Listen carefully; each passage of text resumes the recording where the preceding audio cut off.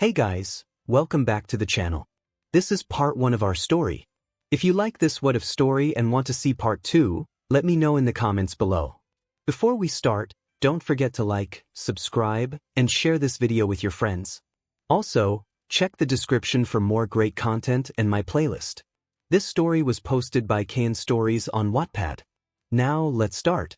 Quick note, if you have a quirk you can't unlock your aura and the other way around. You basically can't have an aura and a quirk. We start with a young boy named 𝐒𝐮𝐦𝐦𝐚𝐫𝐲 Yagi, and he learned about something that changed his life forever. He was quirkless and his aura wasn't unlocked. This news has devastated him. Let's see how he's taking the news now. 𝐒𝐮𝐦𝐦𝐚𝐫𝐲. What doctor? I'm sorry kiddo, but you're quirkless and it seems that your aura hasn't unlocked.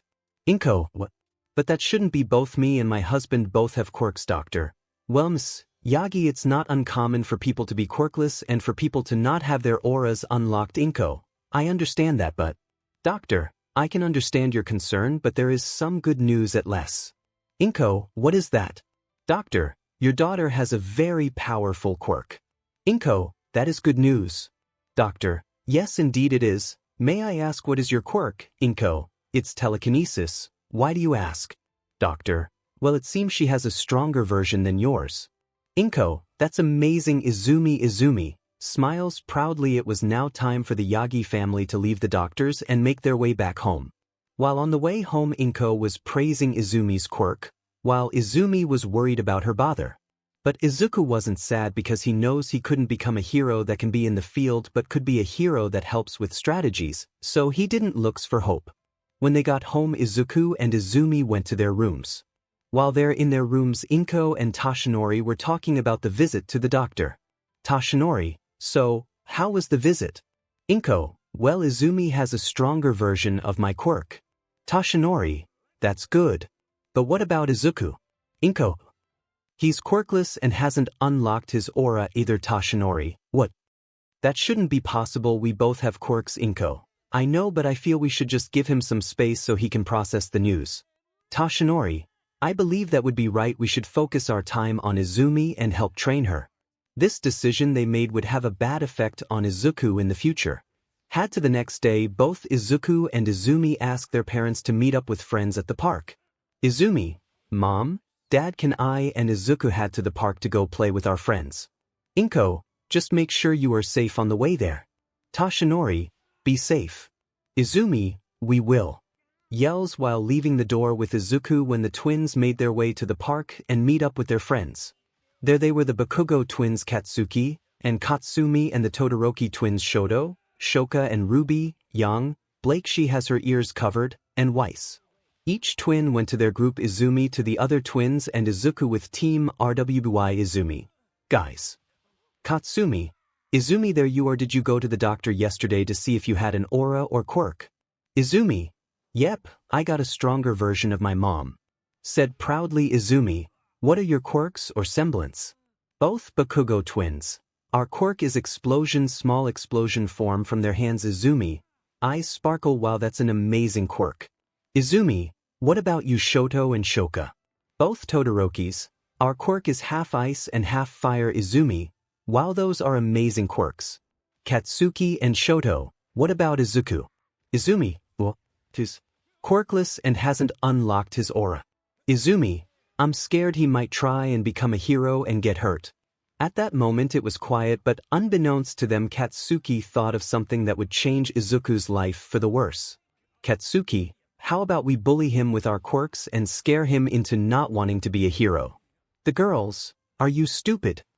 Shoto, I got to also agree this is a pretty stupid idea. Katsuki, hey, it's either that or let him die trying to be a hero. The girls were conflicted since both Shoka and Katsumi had feelings for izuku, while 𝐒𝐮𝐵 didn't want her brother hurt. Slowly they agreed to do the idea. The girls, fine, we'll help. Katsuki, okay, we'll get the others to help out in this too. Everyone, Katsuki, okay, now let's make our way to izuku. POV izuku, hit. Guys. Ruby, izuku wants wrong. Yang, yeah, you're normally not this sad, what's wrong? 𝐒𝐮𝐿, deep down 𝐒𝐮𝐿 was scared of how they would react to him being quirkless and not having his aura unlocked, but he was soon going to expect something he wasn't thinking of. Yang, It's okay Izuku, take your time, we're here for you. Weiss, she's right Izuku, take your time. Izuku, okay. Inhales and exhales, I'm quirkless and I didn't unlock my aura. The moment Izuku said that he was expecting something bad to happen but nothing came. Blake, that's it. Izuku, what? You're not going to treat me differently because of it. Weiss, why would we treat you differently because of something you can control? Blake, she right. Why would we were your friends? That moment Izuku started to cry tears of joy to know that he wasn't going to be treated differently from his friends Yang. Hey, we'll even help train you if you can be a hero then maybe a huntsman. Ruby, we can help you train to help you get stronger. Izuku, thank you girls, wipes his tears away and gives his signature smile. At that moment the girls started to blush for our little green boy. Izuku, oh I forgot to ask, what are your guys' quirks or semblances? Yang, alright. I got a semblance, it's called burn. What I found when I looked it up. Weiss, yin is called glyphs. Blake, is it shadow? That is what my semblance is called. Ruby, and mine is called P-petal B-burst. Izuku, wow. That's so cool. Girls, thanks Izuku. While Izuku and Team RWY were talking, Izumi, the Bakugo twins, and the Todoroki twins came over to Izuku and asked him something. Izumi, hey Izuku, we were wondering since you were quirkless if you still wanted to be a hero. Izuku, yes I do, but Before Izuku could finish his sentence, Katsuki used his quirk on him, sending Izuku flying into a tree. Team RWY, Izuku, Ruby, Weiss, and Blake went to go check on him, making sure he was okay, while Yang confronted them. Yang, what is your problem? Why did you attack Izuku for? Katsuki, what is just a useless nerd that won't be able to become a hero, so he should learn his place. Shoto, yeah, after all, he'll just die trying to become one, so it's pointless to try. Katsuki, we should call him Deku because he's useless. Laughs Shoka, true, you'll only get in the way of us trying to be heroes. Katsumi, yeah, he's just going to fail to try and shouldn't even try at all. This angered Yang to the point where she released the semblance, and causing a shockwave around her. This shockwave shocked Izumi and her friends and scarring them and running away from them. Luckily Izuku, Ruby, Blake, and Weiss were a safe distance away from the shockwave but still surprised by it. While Yang was starting to calm down, she ran over to Izuku to make sure he was okay and not badly hurt. Yang, Izuku, are you okay? Izuku, it hurts but too bad. Weiss, Izuku, you're bleeding. We need to get you help. Ruby, let's take him to mom. She should be able to help me. I know Summer is dead, but let's say she is still alive. Yang. Okay. Let's take it at our house, then let's go, guys. Have they made their house? Izumi and her friends ran back to her house and told her what happened except for the Izuku part. And they weren't happy about this. And they waited for Izuku to return home. Now we're at Yang's and Ruby's house and frantically looking for Summer to help Izuku. Ruby, Summer, what's wrong? Are you? The moment Summer saw Izuku, she hurried her way over to him and made sure he was okay. Summer, Izuku, what happened? Why are you bleeding and have a burn mark on you? Was Izumi and her friends who attack Izuku for wanting to be a hero. Summer, what? Weiss, yeah, they keep saying mean things to him and then they attacked him. Summer, on Mike Tai. Raven, come over here. The moment she called for them, they made their way to her location and came to see what she was calling for. Taeyong, what's wrong? Summer. Raven, you normally don't yell for us. Summer, it's Izuku, he's badly hurt, can one of you get me a first aid kit? She said that they saw Izuku and Tai run to get the first aid kit while Raven talked to the kids to understand what happens when Tai got back with the first aid kit. Summer started to help Izuku with his injury to make sure it doesn't get infected. Summer, okay, you all patched up now. Raven, can't believe those kids would just hurt him for something like that. Taeyong, right? It's not his fault, he can't control the outcome of it. Yang, Mom, I have a feeling that we shouldn't send Izuku back home. Raven, I know Yang, but we have to send him back, we can't keep him here. Yang, but Izuku, it's fine. Yang, honestly. Yang, Izuku. Summer, are you sure? Izuku. Izuku, I'm sure. Everyone who was there had a worried feeling about sending him back home because they were worried something bad would happen to him. Izuku, well, I guess it's time for me to head back home. Izuku said his goodbyes and hugged the girls and told his Aunt Summer and Raven and Uncle Tai goodbye. But what waited for Izuku back at the house wasn't good. Izuku, sighs, I'm back, 𝐻𝐮𝐭𝐡𝐨𝐫 yagi. Come here this instant. As Izuku walked to the living room, he saw both his parents waiting for him. And not in a happy mood. 𝐻𝐮𝐭𝐡𝐨𝐫, is it true that you hurt your sister and her friends? Izuku, no I did. 𝐻𝐮𝐭𝐡𝐨𝐫, don't you lie to me. Izuku, I'm not. 𝗧𝗓𝗧𝗟𝗘, we didn't raise you to be a liar. Izuku, but I'm not lying, I have. 𝐻𝐮𝐭𝐡𝐨𝐫, I don't want to hear your excuses. Izuku, go to your room. You're not eating dinner tonight. Izuku, but. 𝐻𝐮𝐭𝐡𝐨𝐫. With that, Izuku went to his room and started to cry and wonder why his sister lied about them hurting them when they never got hurt in the first place. When he has bandaged to prove he was telling the truth. 𝗧𝗓𝗧𝗟𝗘, what has gotten that boy to do something like that to his sister? 𝐻𝐮𝐭𝐡𝐨𝐫, I don't know Toshi. Let's just worry about it tomorrow. As the days went by, Izuku has been experiencing constant bullying from his sister and her friends for at least 2 years, covered in bandages, but his parents never noticed them. Whenever he tried and talk with them, they would just ignore him or tell him they're busy helping Izumi. Also, whenever he tries and talk to his other uncles and aunts, for example Aizawa and Emi, they would tell him they're busy and can't talk for long, even though on some day when they weren't busy they wouldn't talk to him. Say that they are tired and need a break. Even his grandparents were like that. Whenever he tried and asked them if he could come and visit, they would say, sorry but we can't, or we're busy. Whenever they were visiting him, he would go visit Ruby and Yang and hang out with them, and making a new uncle in the process, his Uncle Crow. And of the only person Izuku was able to visit was his Uncle Nizu. That alone made Izuku happy that one of his uncles was able to visit and notice his injuries and worried about him. Izuku told him he's fine, but Nizu worried a lot and wanted to make sure he was okay. But Will on some days never got to meet Izuku's other uncles and aunts who helped take care of Izuku's injuries when Izuku couldn't do it himself. This Nizu makes him happy to find out that there were people that cared for his nephew. While Nizu talked to the girls about Izuku, they would say they would defend him whenever they were able to. But all good things can't stay forever. Sadly, Team RWBY had to move away to help them train their semblance better, which made the girls very upset, but they promised each other they'll meet. Izuku, what, you're leaving Team RWBY? Yeah. Izuku, but who's going to help me when I can't treat my wounds or be there for me when I need to talk to someone? Blake, we promise to keep in touch with you whenever we can. Izuku, oh, okay. Deep down, Izuku didn't want them to leave. Same with the girls, they cared too much to leave him behind. Izuku, maybe once we're older we can go to 𝐶𝐻 together. Yang, yeah, and we're never going to leave, we'll always be in here. Points to his heart. Weiss, she right, we're never going to leave you. Izuku. Blake, nods in approval, that's right, we would always be by your side. Ruby, yeah, after all we love. Yang covers her mouth, what she means is we care you never much. Blushes. Izuku, confused, oh, okay, but I'm really going to miss you guys. But I know you're with me. Give his signature smile. The girls, blushing, oh why yeah. With that, Izuku said his goodbyes to both his friends and uncles and aunts. Now he was alone, but not truly alone. He know they were with him in his heart, and deep down he knows he's going to meet them again.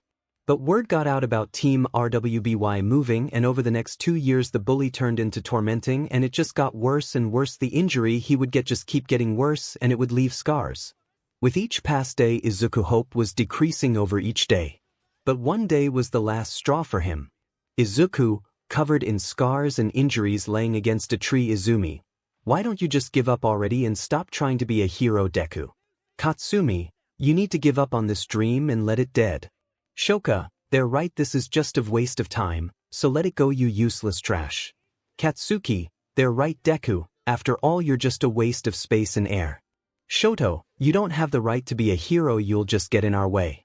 While everyone keep throwing rude or insulting thing about Izuku's dream, Izumi told everyone to be quiet so she could say something.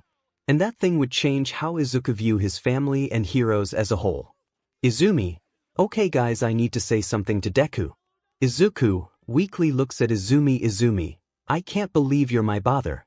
Someone as weak, useless as you can't be related to me. That's why everyone in our family hates you. Why do you think they never visit you or want to talk with you? They're help me get stronger and forgetting about you. Why am I saying this? I don't truly mean this. Do I? When Izuku heard those words, his world felt like it flipped upside down. The people he thought that cared for him was helping the person who was tormenting him for 4 years. But he knew Nizu cared for him, the only person he had left after his friend moved and his family started to neglect him. But one sentence made the hit his breaking point. Izumi, why don't you just disappear? You were never wanted in the first place, you useless mistake. No one will ever miss you or care that you're gone. Covers her mouth in shock. At that moment Izuku has hit his breaking point and started to let the tears fall. Izumi, what have I done? Izuku, shut up. Got up and started running away from them before anyone could react. Izuku was a good distance away from them. Some were said they could go after him and apologize to him, and some said they should just wait for him to come back like her always does. But little did they know he wasn't going to come back. Izumi, why? Why did I say that? Starts crying Katsuki. That stupid Deku fault. If he just gave up on his dream, then none of this would have happened.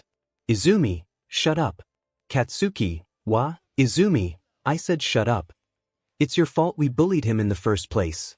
If you hadn't made up the idea of us bully him, then we would have done this. Katsuki, so you're blaming me for giving idea. I'm not the only one at fault, you and everyone here was a part of it, so don't put the full blame on me. At the moment Izumi world was starting to break because tomorrow was the twins' birthday. Katsuki, he'll return like he always does and he'll will learn where he needs to be. Shoka, and if he doesn't return? Katsuki, what? Izumi, she said, and what if he doesn't return? Then what? This whole thing would have been pointless if he's already dead. Katsuki couldn't get any words to form, just nothing. Katsuki, TCH Izumi, let's just go home, guys. Everyone agreed and started making their way back to their homes. As Izumi made her way back home, her parents greeted her back home, but one thing caught her attention: they didn't say single thing about Izuku. But Izumi need pay too much to it and just went to her room and hoping Izuku would be back home in the morning. But little did she know he wasn't going to be there. Now let's go to when Izuku was running away from his tormentors. He wasn't checking he was being chased, the only thing on his mind was getting away from there. He didn't care where he was going, he just keep running and running. Even though he was injured, he keep running. But unbeknownst to Izuku, he was being followed by a raven. While following Izuku, the raven saw he was heading towards 𝐴𝐻, an area known for having monsters. While running, Izuku was keep tripping and hitting branches along the way. Still he just stopped in front of an endless-looking pit.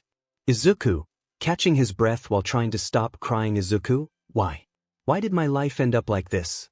I never asked for this. Fight back the tears. Izuku, I never asked to be born like this. Izuku's thought, why don't you just disappear? Izuku, maybe she right, no one cares for me. As soon said those words, he then remember he did have people who still care for him, his new uncles and aunts and team RWI. Izuku starts crying, I'm an idiot, I do got people who care for me. As Izuku start to get up, his body start to give out from all the injuries, and running he fell into the pit, but for a split seconds he saw a woman reaching her hand out for him to grab but was just out of reach. And watched Izuku fall deep into the pit. Izuku. Image, it's Izuku. Well, what do we have here? A human. Izuku, please. Help me. Don't worry, little one, you're going to be okay. Gaster, I promise you that. We go to a lab of some kind, and with Izuku hooked up to inform machine, give him he has plenty of nutrients because it looked like he hasn't eaten in a long time. Then some people walked into the room and looked at Izuku's body. 2 looked like royalty and 1 a scientist. How is he? Gaster, he's going fine, but he needs a BLD transfusion soon or he won't make it. Well, we don't get any human BLD. Gaster. Well, we could try and give him monster BLD. Are you mad? You don't know what kind of effects it will have on the boy. Dear, come down please, you're going to wake him up. Gaster, don't worry, Toriel, the boy is in a coma so he won't make up. Toriel, the poor boy doesn't deserve this to happen to him. I agree, dear, but without a BLD transfusion he's not last long. Gaster, how about I give him some of my BLD? And Toriel, what? Gaster, calm down, my BLD is the closest to human we have. What is it going to do to him? I don't know if it could change his DNA to that of a monster or get rejected it. Toriel, what do you say the chances are that he survives? Gaster, I would say a low chance of trying to find human BLD, but a much greater one if I give him some of my BLD. I'll say take the risk and give him some of your BLD, 𝐬𝐿. 𝐬𝐿. Look, I know how you feel about humans, but we can't get anywhere near a village to get him to help. We have to take the risks. 𝐬𝐿. 𝗧𝗘. It seems we made a decision. I'll give him some of my BLD and monitor him. 𝗬𝐿. Fine, but I'll be coming back from time to time to check on him. 𝗧𝗘. I'm fine with that. I feel he'll enjoy your company. When he wakes up, 𝗬𝐿. Good. With that, 𝗧𝗘 started to give 𝐒𝐮𝐭𝐡𝐨𝐫 some of the BLD that he's lost over the next few days. He's shown no signs of the BLD being rejected. If anything, it was changing his BLD from the human DNA to that of the monster. Over the next few days, 𝐒𝐮𝐭𝐡𝐨𝐫's body began to show changes, none life-threatening, like his hair changing to a white color and his eyes turning from green to blue. He started to lose his old family's features, and it started to be much like 𝗧𝗘. While 𝗧𝗘 has been monitoring his changes and making sure nothing bad is happening and making sure not to feel the wrath of a worried mama goat. With days passing, either need no signs of him waking up, but one day, 𝗧𝗭 slowly opening his eyes. Where? 𝗧𝗘. Oh, you're awake. How are you feeling, kid? 𝗧𝗭. I feel tired and weak. 𝗧𝗘. That is understandable. You've been out for 2 months now. 𝗧𝗭. I've been out for 2 whole months. Wow. 𝗧𝗘. Yep, but don't worry about it. Just get some rest and we'll talk later, okay? 𝗧𝗭. Okay, goes back to sleep. With that, over the next few days, 𝗧𝗭 began to work on his recovery from the injuries he sustained. While he was recovering, he got to meet the king and queen of the monster, 𝗬𝗑 and 𝗬𝐿. They both were shocked to see that he looked a bit like 𝗧𝗘, which made 𝗧𝗭 confused. Sense to him that he never had the chance to look at himself in the mirror. 𝗧𝗭. What do you mean I look like 𝗧𝗘? 𝗬𝐿. Sweetie, have you never looked in a mirror recently? 𝗧𝗭 shakes his head. I never really asked. 𝗬𝐿 staring at 𝗧𝗘. 𝗧𝗘. Sweating? Okay, look, I don't keep mirrors in my lab, so. 𝗧𝗭. It's okay, MSM. 𝗬𝐿. Oh, right, my name is 𝗬𝐿 and this is my husband 𝗬𝗑. 𝗧𝗭. Oh well, it's nice to meet you. 𝗬𝐿. You don't need to be formal with me, sweetheart, you can call me 𝗬𝐿. 𝗧𝗭. Oh okay, Miss 𝗬𝐿. 𝗬𝐿. Just 𝗬𝐿 is fine. Now back to matters at hand. 𝗧𝗭. What matters? 𝗧𝗘. Those would be who will be looking after you, kiddo. 𝗧𝗭. Wait, what? 𝗧𝗘. You thought we were going to bring you back to the people who hurt you, you know. 𝗧𝗭. Wait, how did you know people hurt me? 𝗧𝗘. Well, the injuries you had didn't look like you got them from that fall. There were burn marks, frostbite, broken ribs, internal bleeding. The list goes on, kid. Those injuries could have been caused by monsters since we're all down here, or Grimms. So the only reasonable answer has to be you were attacked by humans. 𝗧𝗭. Shocked, then collects himself. Are you sure you want a useless waste of space like me? 𝗧𝗘. Wow, kiddo, why would you class yourself that? To me, you're a brave kid.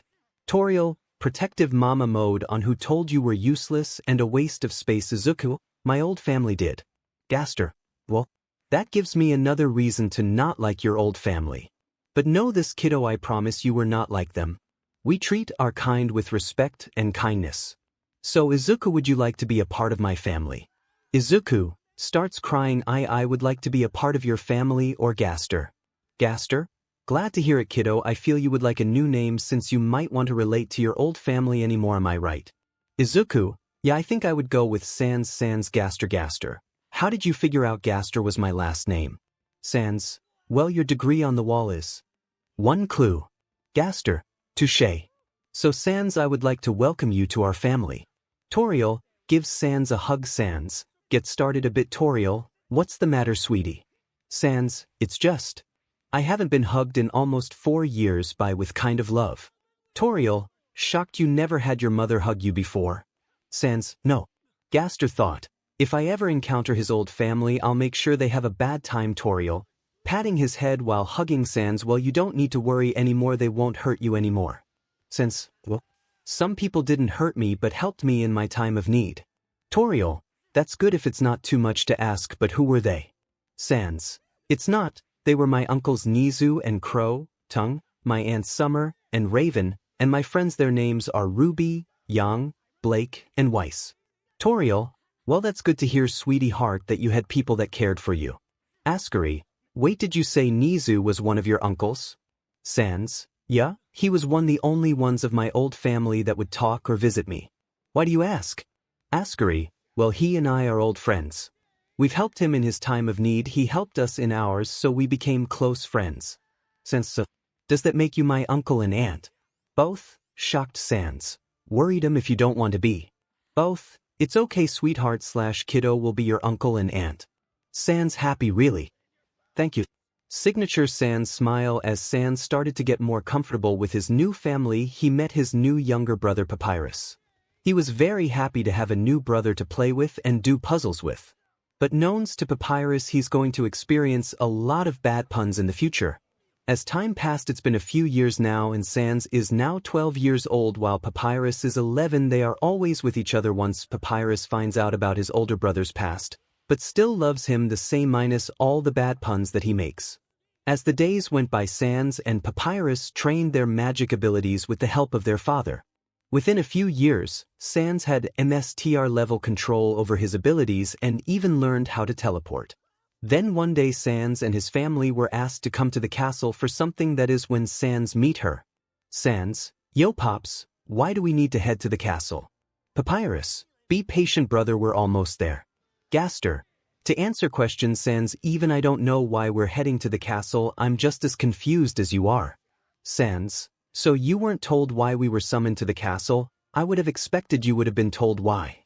𝐾𝐮𝐻𝗃, well, I guess today is different than 𝗬𝗬𝗠, he's right 𝐶𝐮, so be patient till we get there. 𝐶𝐮, sighs, fine, but it won't stop me from making puns along the way. 𝗬𝗬𝗠, no.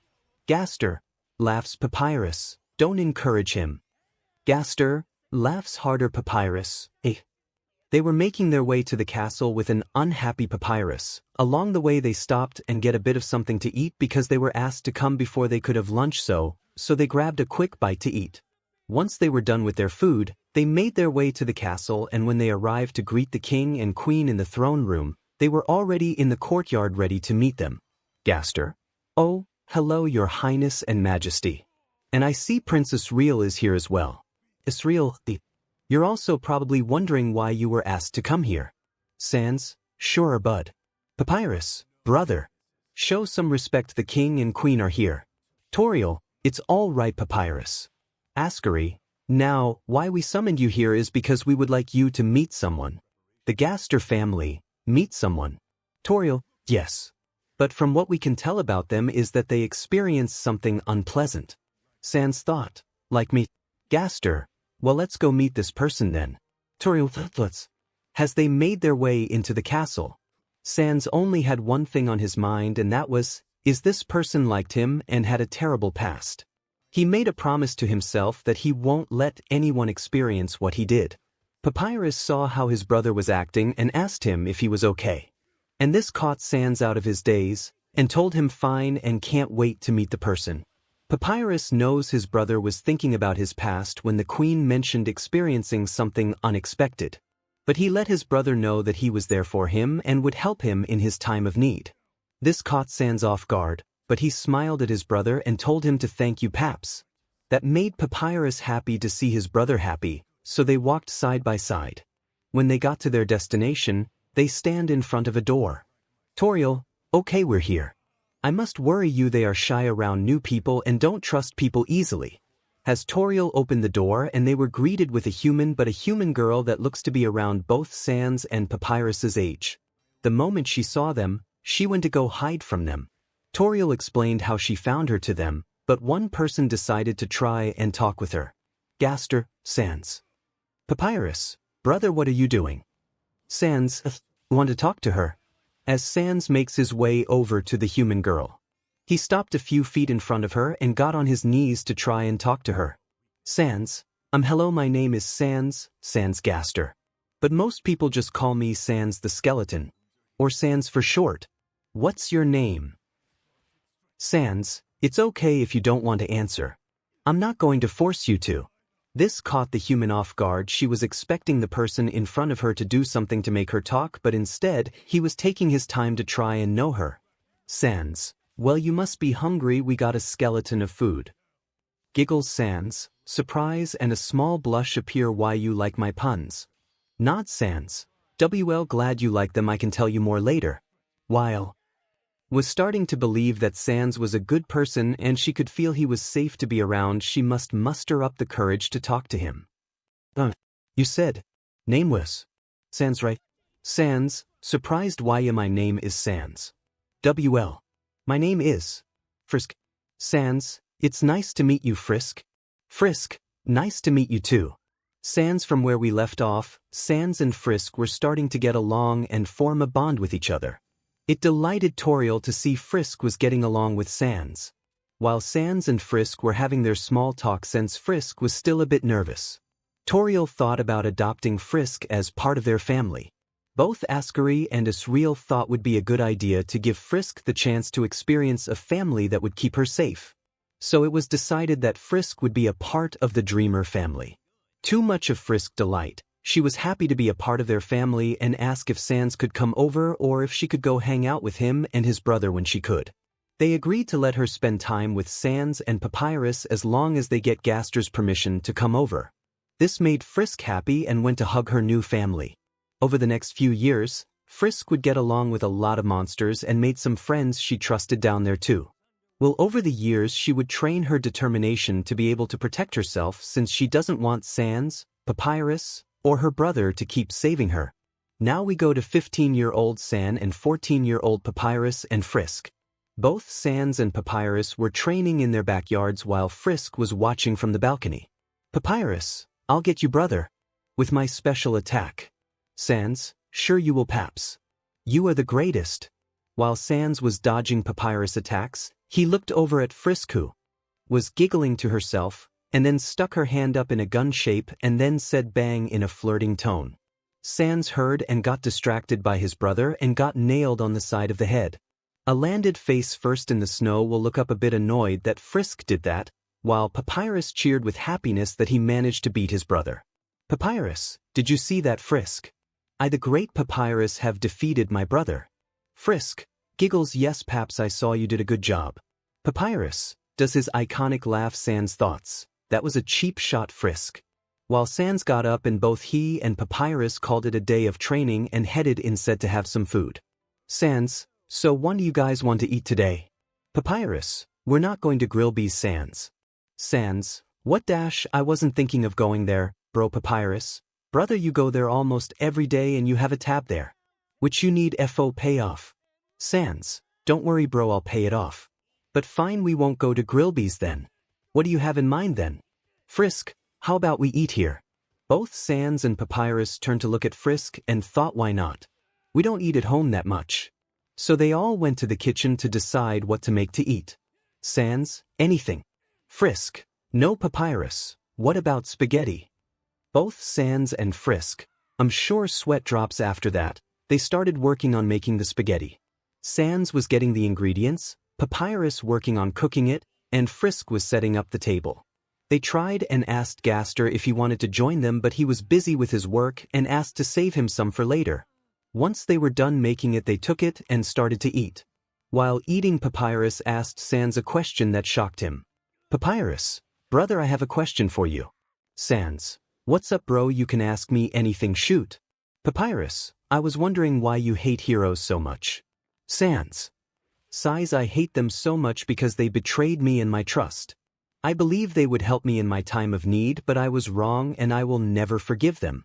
Papyrus, but brother, does that mean you also hate huntsmen and huntresses? Sans, I really can't comment on them, since I only talked to like 4 of them. But I can confidently say I don't hate them because they didn't belittle me, or told me to give up my dream, they helped me so. To me, they are worth their titles.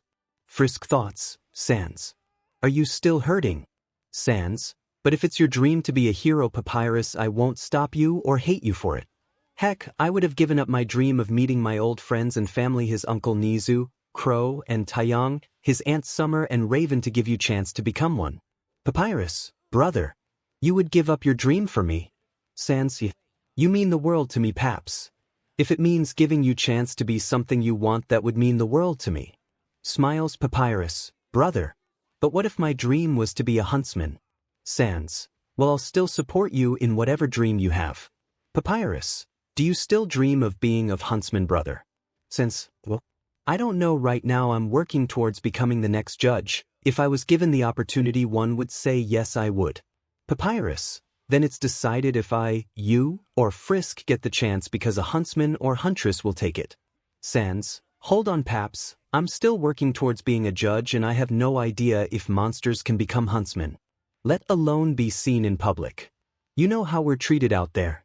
Papyrus, I do brother, but out of all the monsters here, we're the only ones who look human-like. Sans, I mean that's true and all, but Frisk, do you not want to be one Sans, no I do, but there's a chance we might run into them. His old family, the Yagi, and his old uncle and aunts and grandparents Frisk. Then we'll handle it. After all, you and Paps are 10x times if not hundreds of times stronger than they are. Sans. Frisk. Sighs, you know what, fine, if the chances come up I'll take it happily now. Frisk and Papyrus, very. After the talk, they had Sans decided to go to his room for a bit to clear his head. Sans. So if I do ever get the chance to become a hunter, I'll take it.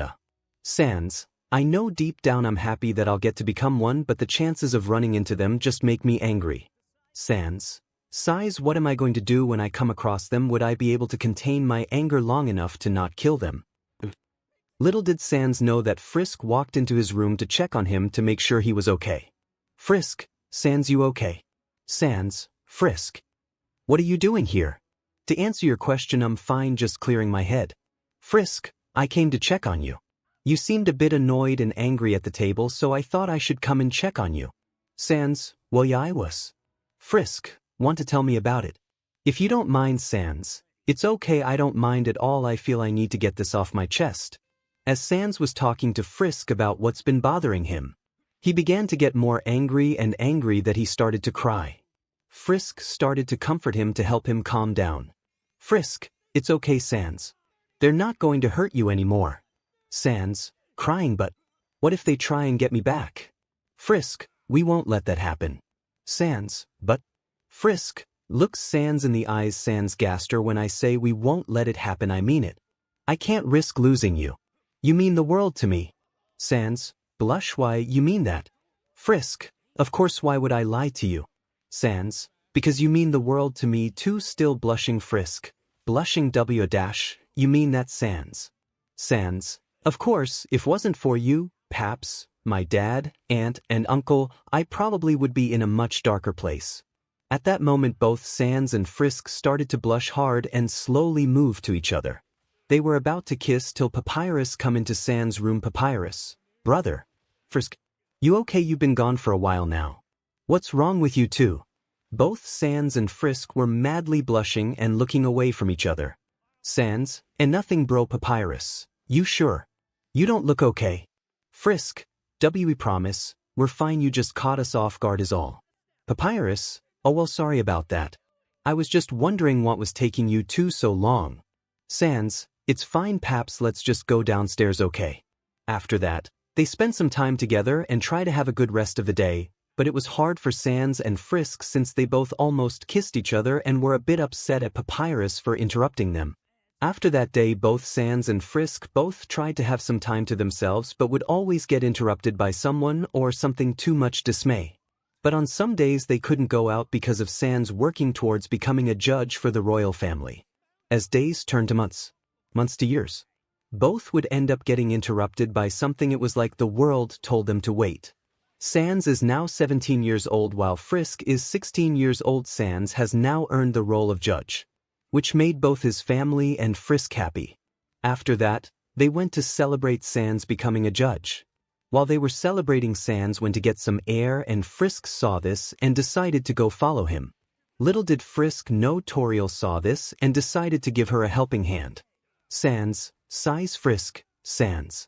Sans, oh kiddo, what are you doing out here and not enjoying the party? Frisk, still calling me that? I'm not a kid anymore. Pouts, I could also ask you the same thing.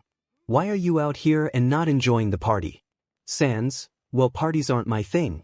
Frisk, how about we just stay here and talk for a bit? Sans, I'm fine with that. As Sans and Frisk for talking for a while, Frisk slowly moved closer to Sans. while staring at the sky. She mustered up the courage to say something.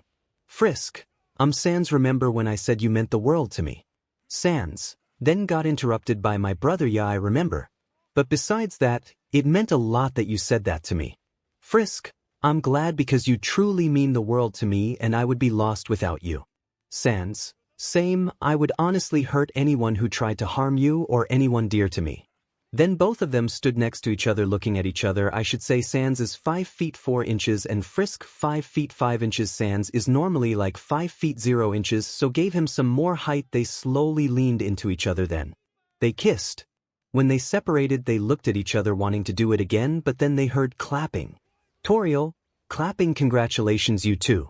Frisk, blushing and flustered. What are you doing here? Shouldn't you be downstairs? Toriel, well, I'm not the only one here, sweetheart. Frisk, Then suddenly one by one everyone started to come and congratulate them on becoming a couple. Much to their shock they thanked them for the best they could while being flustered. Then suddenly both 𝐒𝐮𝐬𝐿 and 𝗧𝗟𝗟 went to talk to Sans while everyone turned to them. 𝗂𝐮𝐿, Sans, I hope you treat my daughter well. And make sure nothing happens to her. 𝗧𝗟𝗟, yeah, if something happens to her, we'll have a little talk. Frisk, be brother. Father, please stop. Sans, I will, sir. I promise in my life I won't let anyone harm her. If they do they will have a bad time. 𝗂𝐮𝐿 and 𝗧𝗟𝗟, good, glad you understand. With that, the rest of the night was peaceful. Nothing big happened. As everyone began to go home, Frisk asked her parents if she could stay the night with Sans. He promised them he wouldn't try anything. So they let her, and as promised he didn't try anything. They just cuddled the rest of the night and went to sleep. The next few months were peaceful. The occasional jobs Sans had to do that stopped them from going on dates or hanging out. But that didn't bother them too much. It was to help keep the monster safe and protected. But one day Sans was asked to come to the throne room. 𝗂𝐮𝐿, Sans, I called you here today for your help with something. Sans, what the problem? 𝗂𝐮𝐿, this is serious. Sans, no joking around. One of the people, a young kid, is missing on the surface. Sans, what? 𝗂𝐮𝐿, yes, I would like you to go and find them. Sans, but my role is to make sure. 𝗂𝐮𝐿, I know, but you are the only one I know who could be able to find them fast enough. Sans goes quiet and thinks, but with what little time he has he needs to answer quickly for the safety of a young monster. Sans, fine, I'll go and find them. 𝗂𝐮𝐿, thank you, Sans. You can wear some of our armor if you would like. Sans, no thanks, I got something else. When Sans came back he was in a different outfit than he normally wears. Instead of the colors being purple image it's blue. Sans, okay, I'm ready to go. 𝗂𝐮𝐿, alright, let's go. As they made their way to the exit they saw a group of guards standing by to help with what they can.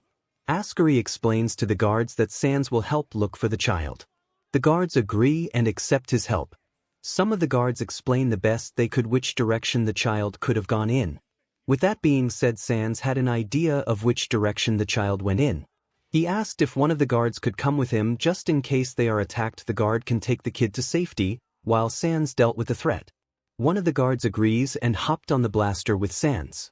On the way to the destination, Sans spotted smoke not too far from the location. This made him worried, and started to move a bit faster hoping he was not too late. While flying over, the guards spotted the child being chased by some humans. Sans then saw the kid as well and started making his way in front of the kid. While flying down he saw something that looked like a raven's eye of some kind of tribe. Tribe member 𝗂𝐿, well, look what we have, a monster. Monster child, scared P, please I let me go. Tribe member B, can't do that, your kind deserves to be put in the ground. Then one of the tribe members went to attack the monster child, but suddenly the child gets surrounded with bones protecting the child, which shocked the tribe members. You okay, little one? Monster child, scared and surprised isn't. Sans, hello little one. Glad to see you safe and not hurt. Now come over to me and let the guard take you to safety while I deal with these 𝗧𝗟𝗓. Monster child, okay, runs over to Sans and stands with the guard. Guard, are you sure you can take them?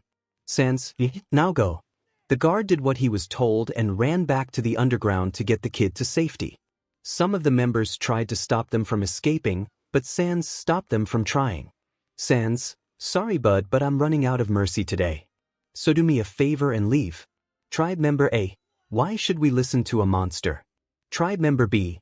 Yeah, you're all by yourself. 𝐶𝐮𝐬𝐴, I tried to be nice, but it's time for you to have a bad time. Also, he's wearing the outfit from earlier. Little did 𝐶𝐮𝐬𝐴 know he was being watched by a mysterious raven in the distance. We start with 𝐶𝐮𝐬𝐴 dealing with some of the tribe members he has encountered while saving the monster child. He orders the guard to take the child to safety while he deals with the threat in front of him. Tribe member A. A bad time? Look again, you monster, you outnumber. Do you truly believe you can handle all of us? 𝐶𝐮𝐬𝐴. Believe no. I know I can kick all your buttes. Tribe member B. Angry, get him. When that said, the members started their attack. Some longing range attacks and some going to close range attacks. But little did they know 𝐶𝐮𝐬𝐴 was ready for them and dodged all their attacks. While dodging, 𝐶𝐮𝐬𝐴 counted 8 fighters. They kept up the attacks, trying their best to hit 𝐶𝐮𝐬𝐴, but to no luck, they couldn't hit him. Tribe member, stay still. 𝐶𝐮𝐬𝐴. Why would I do that? So you can hit me, yeah? As 𝐶𝐮𝐬𝐴 kept on dodging the attacks without showing a sign of being tired, but the tribe members started to become slower and tired. This gave 𝐶𝐮𝐬𝐴 the opportunity to attack, which he did hard. He punched the closest tribe member. It caught them off guard that he just appeared in front of them, sending them flying into another person. 𝐶𝐮𝐬𝐴, I guess it's time to stop playing around. And what looks to be over hundreds of bones pointing at them ready to be fired. 𝐶𝐮𝐬𝐴 gave them one final chance to leave. 𝐶𝐮𝐬𝐴, this is your last warning. You either take it or die. I'm already out of mercy. Tribe member C. Go to hell. You freak. 𝐶𝐮𝐴, sigh well. I gave you an out. Then 𝐶𝐮𝐴 sent the bones at them. Then 2 tribe members got in front and put up a shield to protect them. This didn't bother 𝐶𝐮𝐴 because he just keeps sending more bones at them. The shield that was protecting them was able to block a good amount of the attacks, but it started to fall and break. The moment it did, they were hit with an onslaught of attacks. He stopped and watched as they all were on the floor covered in injuries. He started to walk closer to them to finish the job. 𝐶𝐮𝐴, sigh won't be the first time I killed a person. 𝐶𝐮𝐴, now say goodbye. The moment 𝐶𝐮𝐴 could finish them off, he suddenly felt another presence coming and fast. Before 𝐶𝐮𝐴 had known it, a masked woman was in front of him about to strike. Before the blade made contact with him, he was able to dodge in time, but with a cut on the side of his cheek. 𝐶𝐮𝐴 thought, who is this woman? She's fast. Compared to those guys, she is on a different level. Tribe member A. B boss. Why you came to save UPS? 𝐶𝐮𝐴's thoughts. So she is the boss of their little groups. I should be careful how I handle this. Let's move to the guard that was taking the young child. They made it back safely and reported what has happened. Guard, sir, I got bad news. 𝐴𝐮𝐴, what is it? Is the child safe? Guard, they are sure, but that's not all. There are humans. They're in the forest, but 𝐶𝐮𝐴 is fighting them as we speak. 𝐴𝐮𝐴, what? This is bad indeed. Guard, what should we do, sir? 𝐴𝐮𝐴, for now we'll leave it to 𝐶𝐮𝐴 and hope he deals with the threat. Guard, okay, your highness, but there is something else. 𝐴𝐮𝐴, what is it? Guard, when 𝐶𝐮𝐴 ordered me to get the child back here, I had an uneasy feeling like someone was watching us from afar. 𝐴𝐮𝐴, if the worst does come, I'll call for Gaster to lend 𝐶𝐮𝐴 a hand. Guard, sir. I'll report if there fights, if things are getting bad. Salutes and leaves back to his post. 𝐴𝐮𝐴 thoughts. A feeling of someone was watching them. I hope you can come back to us live, 𝐶𝐮𝐴. Now we return to our fight between 𝐶𝐮𝐴 and the mysterious masked women. 𝐶𝐮𝐴, so you just going to stand there or came at me? Masked woman.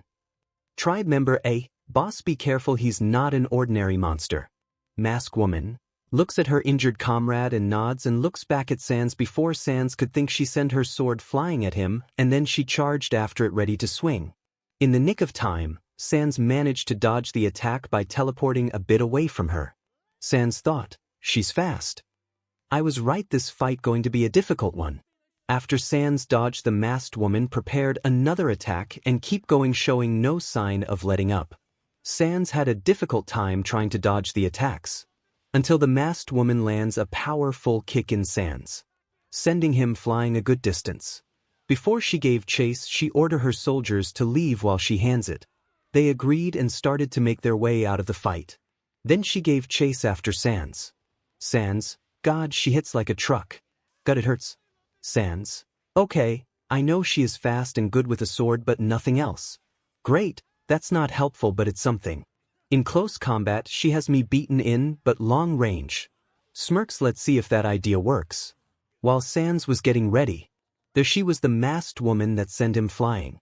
Getting ready to attack before she could attack, 𝐮𝐴𝐴 teleported behind her, catching her off guard and giving him his first hit on her, but it didn't do much damage.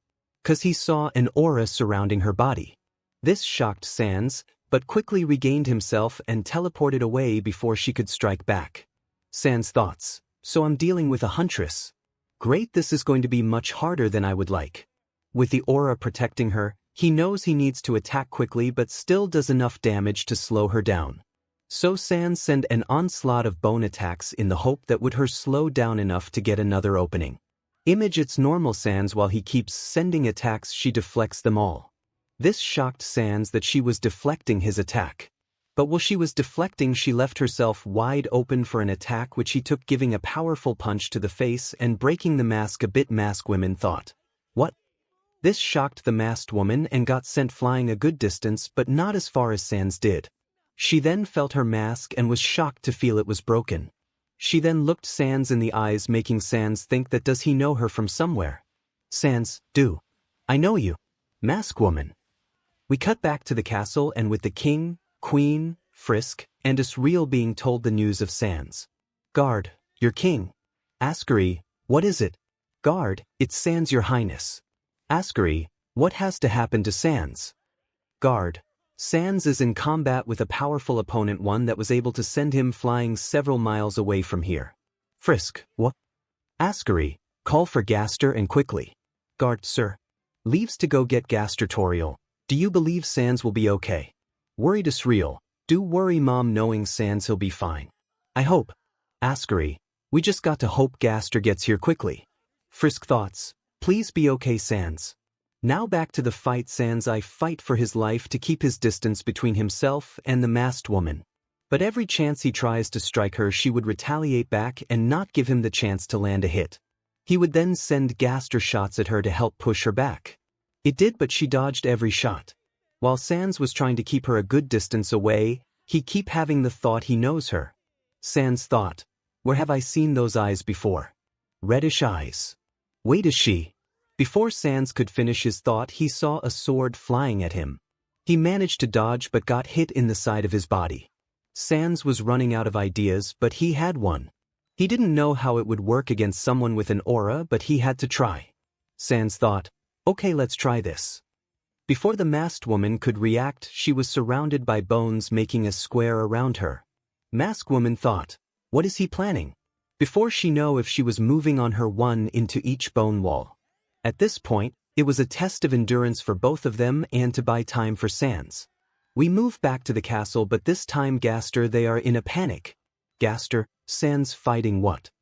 𝐒𝐴𝐴𝐴𝐴, we believe they are hunters. 𝐒𝐴𝐴𝐴, and you sent him there alone. 𝐒𝐴𝐴𝐴, we didn't know there would be huntsmen there. 𝐒𝐴𝐴𝐴, calms down, I'm sorry for snapping but I'm going to go help my son. 𝐒𝐴𝐴𝐴, it's okay, and please do I feel he's not going to make it. Frisk, please make sure he comes back.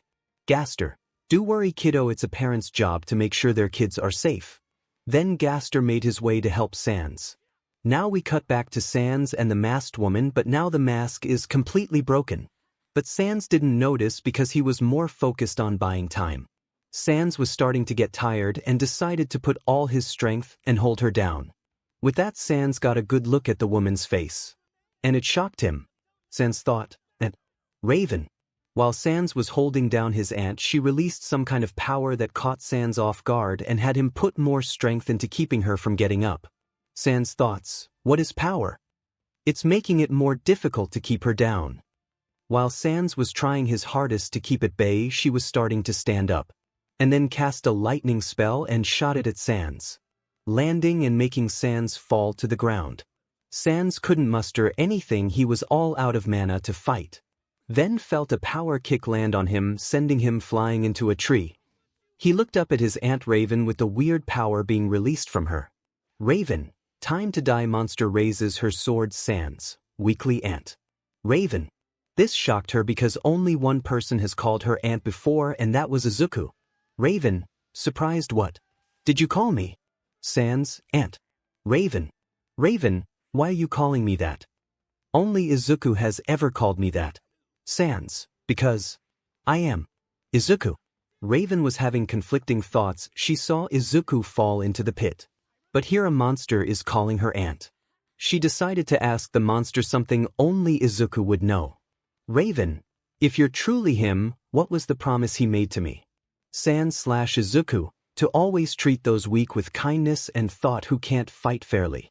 Does the 𝐒𝐮𝐻 smile? This made Raven realize that the person who was talking and fighting was 𝐒𝐮𝐻, the nephew she lost. Raven crying, 𝐒𝐮𝐻, is that truly you? 𝐒𝐮𝐻, it's me. Raven hugs 𝐒𝐮𝐻, I'm sorry for hurting you, for almost killing you, crying 𝐒𝐮𝐻, it's fine. Auntie. But can you let go? It's starting to hurt. Raven realizes and lets go. Sorry. 𝐒𝐮𝐻, it's fine. Wow, it's been a long since I heard that name. Raven, what have you going by a different name? 𝐒𝐮𝐻, yeah, my new name is Sans Gaster. Raven, well, you're still 𝐒𝐮𝐻 to me. 𝐒𝐮𝐻, I'm fine with that. Only people that I choose can call me 𝐒𝐮𝐻. While 𝐒𝐮𝐻 and his aunt were about to go get help, Gaster showed up. Gaster, Sans. Sans, Dad. Gaster, are you okay? Sans, I'm okay. Then Gaster was face to face with Raven, and then he pulled Sans with his telekinetic and put him in one of his hands to heal him. Raven, hey. Gaster, stay away from my son. Sans, Dad, it's okay, it's just a misunderstanding. To some extent. Gaster, a misunderstanding. Look at yourself, you are covered in injuries. Sans, well, yeah, because I'm the one who started it. I injured some of the anti-soldiers. Gaster, that doesn't change. Dash. Wait, did you say Andy? Sans, yes, this is one of the ones that helped me in my time of need. The Gaster got a good look at Raven and saw that it was one of the good ones of a Sans old family that helped him. From how he described her minus all the bruises and cuts on her. Gaster, sigh, fine, I'll stop, but we'll need to have a word with you, miss. Raven, I'm fine with that as long as I get to talk with my nephew again. Gaster, fine, but any funny business. I'll personally send you to hell. With that, they made their way back to the underground to get Sans treated. Frisk was worried beyond belief. She stayed by his side the whole time he was getting treated. After he was done getting treated, he had a small talk with his aunt to see how the others have been. Raven, so this is where you have been for the past 9 years. Sans, I've been down here. Raven. Sans, how have Ruby and Yang been? Raven, they have had a hard time without you, but they're managing just fine. Sans, that's good. Frisk, who are Ruby and Yang? Sans, oh right, I never told you about them. They're my old friends. Frisk, oh okay, glad to know you had people that didn't treat you horribly. Sans, hee. But you said they're managing, does that mean it was worse? Raven. Sigh, nothing gets past you, but when they found out what happens to you, they didn't take it well. Sans, I can imagine it. Raven, Yang wanted to go kill them. And Ruby just started to cry and slowly became depressed. Sans, what? But what about the others? Were you able to help Ruby? Worried Raven, calm down 𝐒𝐮𝐻. Sans, how can I calm down when one of my friends could be hurting themselves? Raven, she hasn't done any self-harm to herself. I promise you. Sans, calms down a bit, fine. Raven, and about the other two I have no idea. Sans, what? Raven's for Blake, I couldn't find her at all. For Weiss, her family doesn't allow outside contact unless it is close family, friends, or business related. Sans, do you believe they still remember me? Raven, for Yang and Ruby I can say they do to some extent. Sans, what do you mean? Raven, they remember, but they don't try to remember you because it would make them remember your death. Sans, so they tried to forget about me. Raven, well, yes and no. They tried to forget the negative things that happened to them but keep the positive ones. Sans, do you believe they still remember Weiss or Blake? Raven, can't say for certain if they have or haven't, they don't talk about them. Sans, high chance they did. Raven, most likely yes. This news upset Sans. He didn't mean to make his friends feel that way, and both Frisk and Raven noticed that he felt bad because of it. Frisk, Sans, it's okay. Sans, I know but. Frisk, no buts. I promise everything will be fine. Raven, well about that one. Both Sans and Frisk look at Raven in confusion. Sans, what's up? Raven, our fight most likely caught the attention of both the heroes and hunters. So there's a huge chance they might come and investigate it. Sans, great, more problems in the future. But for now, that's another day's problem. I'm too tired to fight. Frisk, you're always tired. Sans, neural face. Sans, hey, I have a reason this time. I'm injured. Frisk, yes, you do this time, but what about the others? Sans, sweat drops. I don't got a reason for those days. Frisk, of course you don't, you lazy sack of bones. Raven starts to giggle at both Sans and Frisk actions with each other. After a bit more talking, Raven said her goodbyes, and if she comes back and maybe help Sans and Papyrus with training sense. When she was fighting Sans, she noticed he lacked the experience he need. They agreed, and after over a month and a half, both Sans and Papyrus were able to keep up with Raven but not beat her, but still able to hold their own against her. And another few weeks passed, and as Raven said, it caught the attention of heroes and hunters. Much to Sans' dismay, the king asked him to see what they wanted. When Sans went to greet the unwelcome visitor, he noticed two people that stand out: a man with silverish hair and a little rat-like person.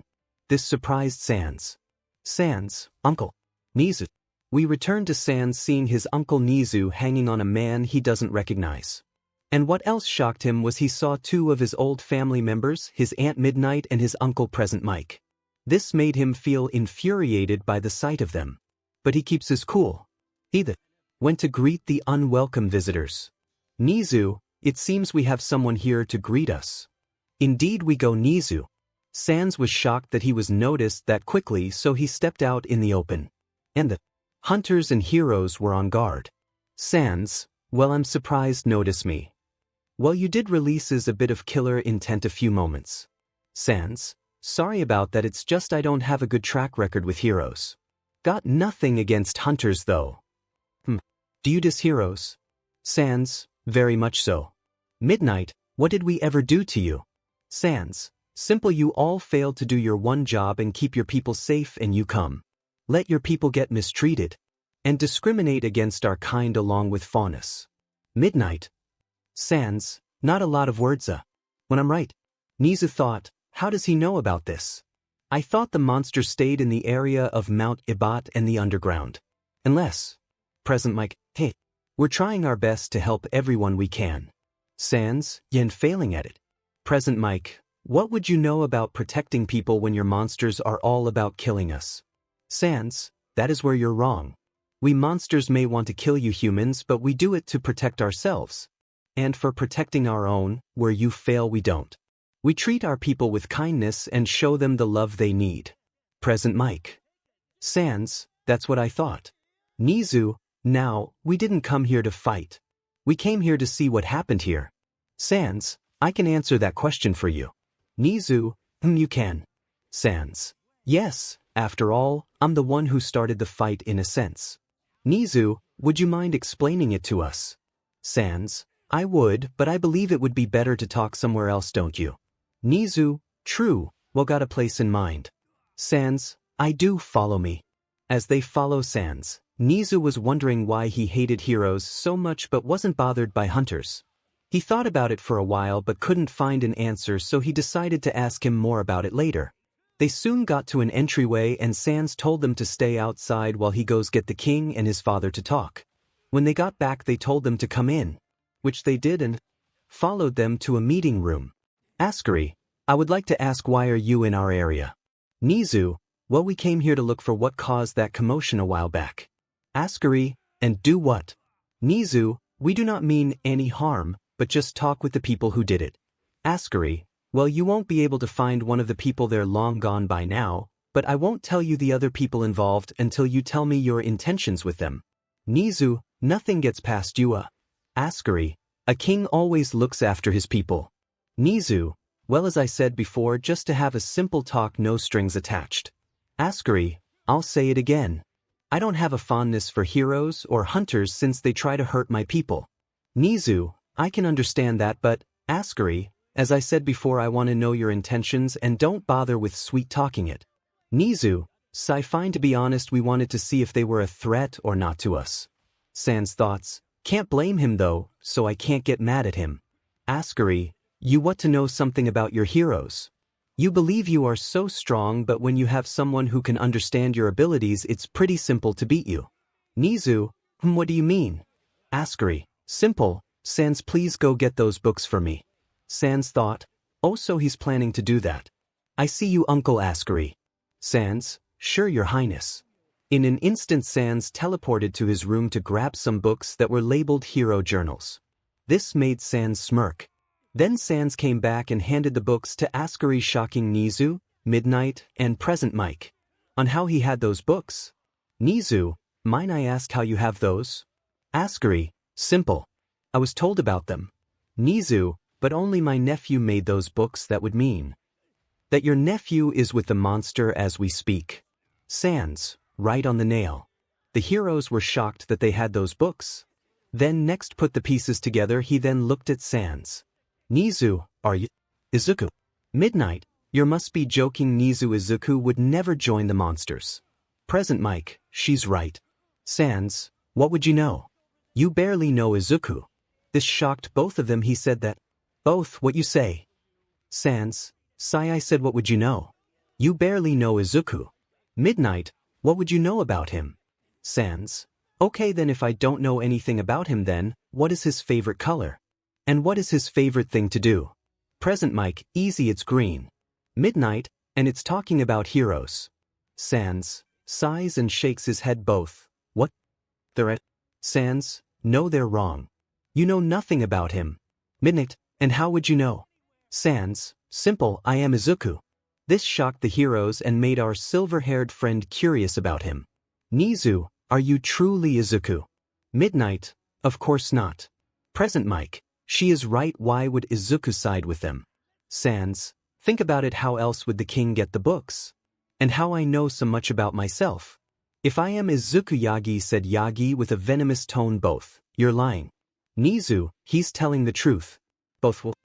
𝐻𝐻𝐬, you can be seriously believing him. 𝐻𝐻𝐬, think about it, how else would he get the books? Because by the time we try to get them and keep them safe, we lose them. Both Midnight and Present Mike became quiet. 𝐻𝐻𝐬, if you're truly Izuku, answer me this. Sans, fine, ask away. 𝐻𝐻𝐬, what was one thing I told Izuku before he disappeared? Sans, I was to always keep your head up and don't let those who want to push you down win. Those were your exact words to me. Uncle. This shocked 𝐻𝐻𝐬 that he got to see his nephew again alive. 𝐻𝐻𝐬, Izuku, you're alive. Sans, I'm the flesh. This made them happy. That Midnight went to hug him, but he dodged her, making her fall. Midnight, why did you dodge for? Sans, don't touch me. Don't think I forgot what you all did to me. Midnight, but I. Sans, don't even think I missed you. I didn't. The only person I can say I missed was 𝐻𝐻𝐬. If I had it my way, you all would be dead. This shocked Midnight, Present Mike, and 𝐻𝐻𝐬 that Izuku would say something like this, but to 𝐻𝐻𝐬 it was understandable after he was the only one who understood Izuku's pain.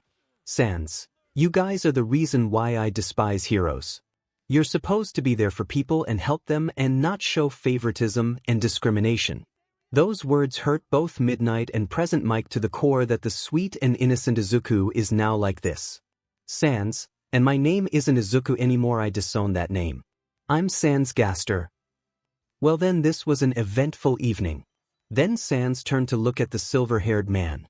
Sans, I believe I've never seen you before. How rude of me, I didn't introduce myself by my name. Your name is Sans, right? Sans, yes. Well, my name is Professor 𝐻𝐻𝐻𝐿. Have you heard of that name before? Sans, I have. You're the headmaster of Beacon Academy. 𝐻𝐻𝐻𝐿, well, that's good, that makes things easier. Sans, what do you mean? 𝐻𝐻𝐻𝐿, I would like to invite you to my 𝐻𝐻𝐬 school. Sans, that scream was heard across the whole castle. Sans, you want me to join your school? Wait, your 𝐻𝐻𝐬 school. 𝐻𝐻𝐻𝐿, that is right, it wasn't announced yet, was planning to do it next month. So what do you say? Sans thought about it and thought it was a to-go to be true, but he knows deep down he would have to leave his brother and Frisk than he thought. Sans, I would agree to join but... but... Sans, I want my brother and my girlfriend to join too. This made everyone in the room surprised by this. Gaster, son, what are you dash? Sans, we made a promise to both of them that if any of us get a chance to become hunters we would take it. But I can't go alone, they're important to me. I promise you this 𝐻𝐵In that my brother and my girlfriend are no pushovers. 𝐻𝐵In, well I see we have a deal then. Sans, what wait? 𝐻𝐵In, I can tell your determination by getting those two in means a lot, so I accept. This made Sans go quiet. Sans, well what time do you want us to come? 𝐻𝐵In, well you can come early and get a look around the school and get used to it, but you won't start till next year. Sans, I'm fine with that, are you cool with that dad? Gaster, size what am I going to do with you boy? I'm fine with it, just take care of your brother and Frisk. Sans, you know I will. Sans, oh Uncle 𝐻𝐮𝐬𝐻, I've been meaning to ask what happened after I disappeared. This made 𝐻𝐻𝐻 go quiet, then sighed and said he explains it the best he can. Years ago today is 𝐒𝐮𝐭𝐡𝐨𝐫's and 𝐒𝐮𝐬𝐵's birthday. As the day started, 𝐒𝐮𝐬𝐵 started to wake up and go downstairs to get ready for her and 𝐒𝐮𝐻𝐻's birthday. Inko, good morning 𝐒𝐮𝐬𝐵. 𝗧𝗓𝗧𝗟𝗘, good morning. 𝐒𝐮𝐬𝐵, morning yawns Inko, come and have some breakfast while we prepare for your birthday. 𝐒𝐮𝐬𝐵, okay. While 𝐒𝐮𝐬𝐵 was eating, she was watching her parents getting everything set up, and then she remembered about 𝐒𝐻𝐻 and what to see if he was back. Before she was able to go check, her mother asked her after she was done eating to go get ready because her aunts and uncles and grandparents were going to come. After she finished eating, she went upstairs to get ready for her family to show up. A bit later, everyone started to show up. While everyone was talking with each other and having fun, 𝐻𝐻𝐻 decided to ask a question. 𝐻𝐻𝐻, looking around, where's 𝐒𝐻𝐻? Everyone stopped what they are doing and looked at 𝐻𝐻𝐻. Yagi's parents. Ooh. This shocked 𝐻𝐻𝐻. 𝐻𝐻𝐻, 𝐒𝐻𝐻 your son? 𝗧𝗓𝗧𝗟𝗘, I don't have a son 𝐻𝐻𝐻, I only have a daughter. Inko, you must be confused. Everyone started to say 𝐻𝐻𝐻 was confused and wanted to continue with the party until someone spoke. 𝐒𝐮𝐬𝐵, Mom, Dad, are you joking right now? Yagi's parents. What do you mean? 𝐒𝐮𝐻𝐵, I do have a brother, his name is 𝐒𝐻𝐻. This made both parents confused about what she talking about. 𝐒𝐮𝐵, look at the photo book. Then they looked through old photos and mostly saw the photo of 𝐒𝐮𝐵, and then they saw a photo of a boy they don't remember. Then they started to remember their son and started to cry. 𝐻𝐻𝐻, so you decided to show you care now. This made everyone shocked on why 𝐻𝐻𝐻 said that. Inko, what do you mean? Of course I would care. 𝐻𝐻𝐻, if you did then you would have noticed your son wasn't here. 𝗧𝗓𝗧𝗟𝗘, 𝐻𝐻𝐻, why you acting like this? 𝐻𝐻𝐻, why indeed Toshi, no Yagi. The reason I'm acting like this is that I'm mad. Mad at you and the people in the house. This shocked everyone that 𝐻𝐻𝐻 isn't normally a person to get angry. They were wondering what could have caused him to become angry. 𝐻𝐻𝐻, now you're probably wondering what would have caused me to be this mad, and it's about 𝐒𝐻𝐻. 𝐒𝐮𝐵, what does this have to do with my brother? 𝐻𝐻𝐻, well it's how you all be treating him that pisses me off. And it won't go unpunished. This made everyone nervous since 𝐻𝐻𝐻 isn't light on his punishments. 𝐻𝐻𝐻, now I would like to know what you all have done to him in the past 4 years.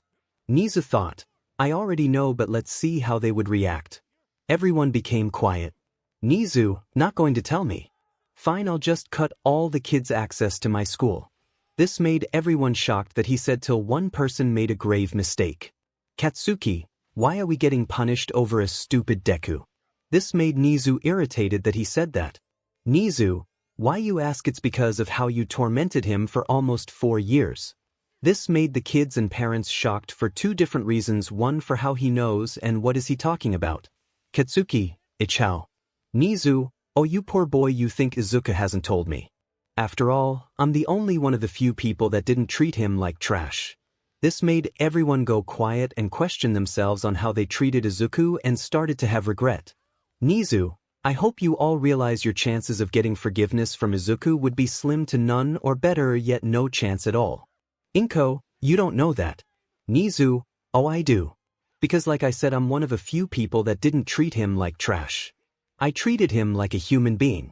No one had anything to say and they became quiet.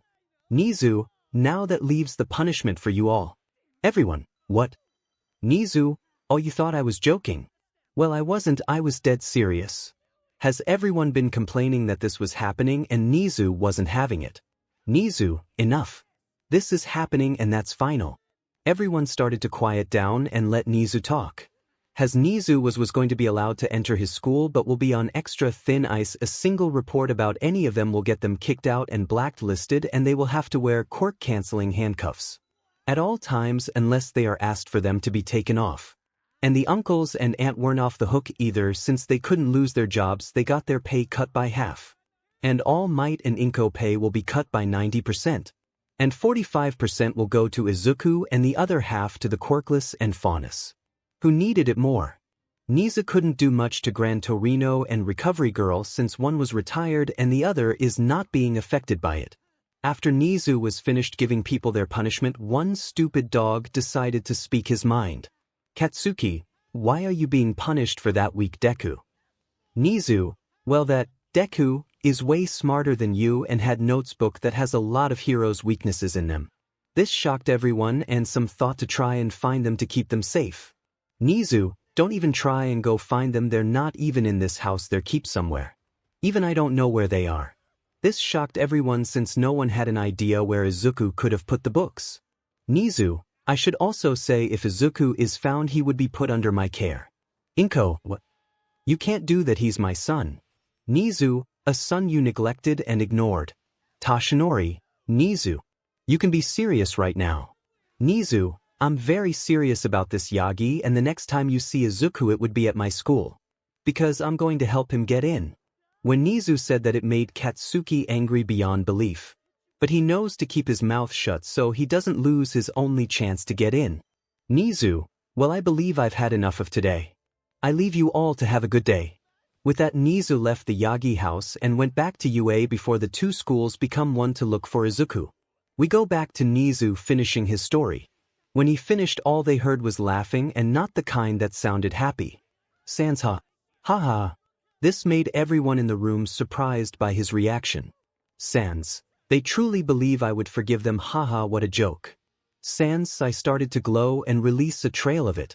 Sans. They think and you think, points at Midnight and Present Mike, that I would forgive you. Don't make me laugh. You were never there for me when I needed you. So do even think about being forgiven, because I don't plan on doing it. Oh, I don't think I'll be able to keep my cool with others the moment they even try anything with me. Let's just say they'll have a bad time. This scared both Midnight and the Present Mike, but 𝐻𝐻𝐻𝐿 told Sans to calm down before he does something that would cause a problem for the monsters. Sans takes a deep breath and exhausts. Fine, I'll calm down for now, but later if you hear explosions don't ask. 𝐻𝐻𝐻𝐿, sighs, just don't cave us in. Sans, fine. After they made the deal with Sans and his brother and Frisk to join 𝐻𝐻𝐻𝐿 and 𝐻𝐻𝐻𝐿 school, they made both Present Pick and Midnight not to say a word about Sans being izuku. After they made their way out of the castle and back to the surface, Sans said his goodbyes to both 𝐻𝐻𝐻𝐿 and 𝐻𝐻𝐻𝐿 and that he would see them in a few days. After they left, Sans, as he proceeded, went to let off some anger and destroy a bit of the underground that wasn't being used for anything. To some luck, it didn't cause a cave-in. After Sans came back, Frisk was in his room to help calm him down by hugging him and asking if everything is okay. Sans explained what his uncle 𝐻𝐻𝐻𝐿 said to him. Frisk could understand his anger but was surprised about going to UB. Frisk, did you say anything to Papyrus yet? Sans, no, not yet, I'll do it tomorrow, since right now I just want today to be over with. Frisk, sigh, fine, you deserve it, after all you didn't kill them. Sans, giggles, I'm surprised I didn't either. After their little talk, they went to sleep, and when they woke up, Sans told Papyrus about what happened. He was both shocked and happy. Shocked about what happened with his old family and happy about going to UB. After a few days have passed as promised, 𝐻𝐻𝐻𝐿 and 𝐻𝐻𝐻𝐿 can pick them up. Everyone was saying their goodbyes to them. 𝐻𝐻𝐻𝐿, I hope you two behave yourselves. I'm looking at you, Sans. Sans, what? I would never. 𝐻𝐻𝐻𝐿 gives Sans a look of he's not joking around. Sans, I promise, I swear. 𝐻𝐻𝐻𝐿, just make sure you don't cause too much trouble for yourself. Monsters aren't like enough as it is. 𝐶𝐮𝐬𝐴, I know. I won't cause any problems for us, I swear. 𝐾𝐮𝐻, good. 𝐾𝐮𝐻 gives both his sons a hug. 𝐾𝐮𝐻, your mother would be proud of you too. Both the skeleton brothers smile upon hearing that. 𝐾𝐮𝐻, make sure to keep in touch. Both, we promise. Waves goodbye moves to Frisk side of things. 𝗏𝗏, our baby girl is leaving the nest, I'm so proud. Frisk, Mom, it's okay, I promise to keep in touch. 𝗏𝗏, you better or I'm flying over there to give you a piece of my mind. Frisk giggles at her brother's antics, I promise I will. 𝗏𝗏, make sure to keep an eye on 𝐶𝐮𝐬𝐴, he has an act for getting in trouble. Frisk sighs, I know he does, and I promise I will keep a watch full on him. As Frisk gave her family and friend one last hug goodbye, she went over to the boys and got on the plane with them. 𝐾𝐮𝐻 thought, Ariel, you be proud to see the type of men our kids have grown into. With that, 𝐶𝐮𝐬𝐴, Frisk, and Papyrus were on their way to UB to get used to being in society again. While on the way, 𝐶𝐮𝐬𝐴 notices Frisk wearing a new outfit. Image the red is blue. When 𝐶𝐮𝐬𝐴 saw this, he blushed. 𝐶𝐮𝐬𝐴, what's with the new outfit? Frisk smirks, what do you like it? 𝐶𝐮𝐬𝐴, flustered, Frisk giggles, I'm only messing with you, 𝐶𝐮𝐬𝐴, and yes, this outfit is new. 𝐶𝐮𝐬𝐴 thought, this girl is going to be the death of me. Frisk, oh, that reminds me. Starts looking for something. 𝐶𝐮𝐬𝐴, what are you looking for? Frisk, found it. Hand 𝐶𝐮𝐬𝐴 something. 𝐶𝐮𝐬𝐴, is this a dash? Frisk, an earring, yep. I wanted to have a matching one with you. 𝐶𝐮𝐬𝐴 blushes, thanks Frisk, I'll go put it on. Frisk, oh really? 𝐶𝐮𝐬𝐴, I mean you got it for me, so why not? 𝐶𝐮𝐬𝐴 went to go put in the earring Frisk gave him and went back to show her. 𝐶𝐮𝐴, Frisk, it looks great on you.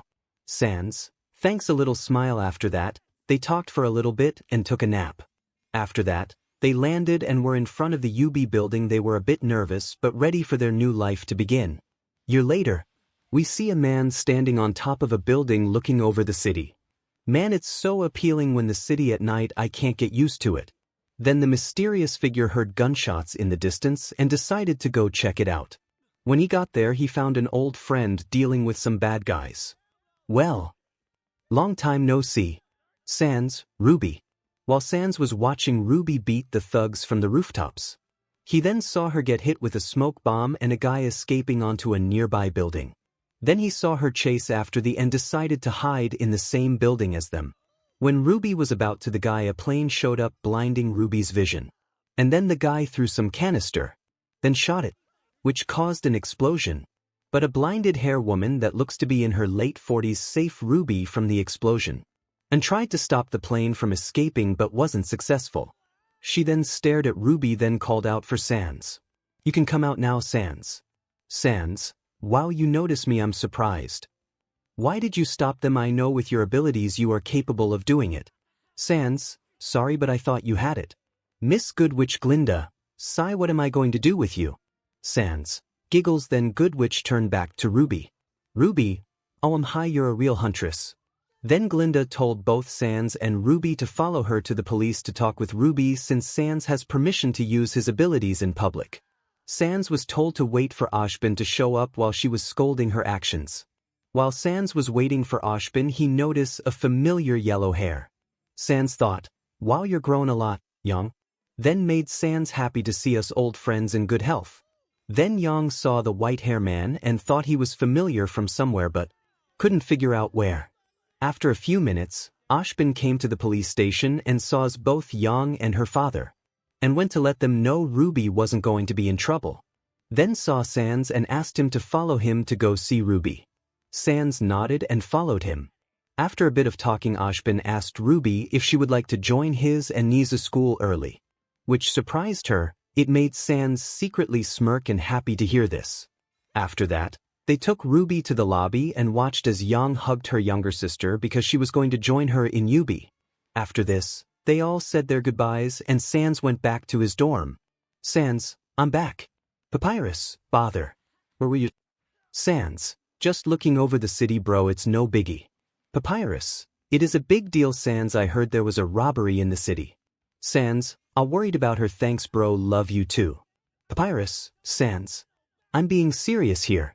𝐶𝐮𝐬𝐴, Bro, I can understand your concern, but I can handle myself, I promise. Papyrus, I know brother, but I can't help but worry. You know people feel about us. Sans, sighs, I do, why do you think I stay out of view when I go out? Papyrus, just be careful, okay?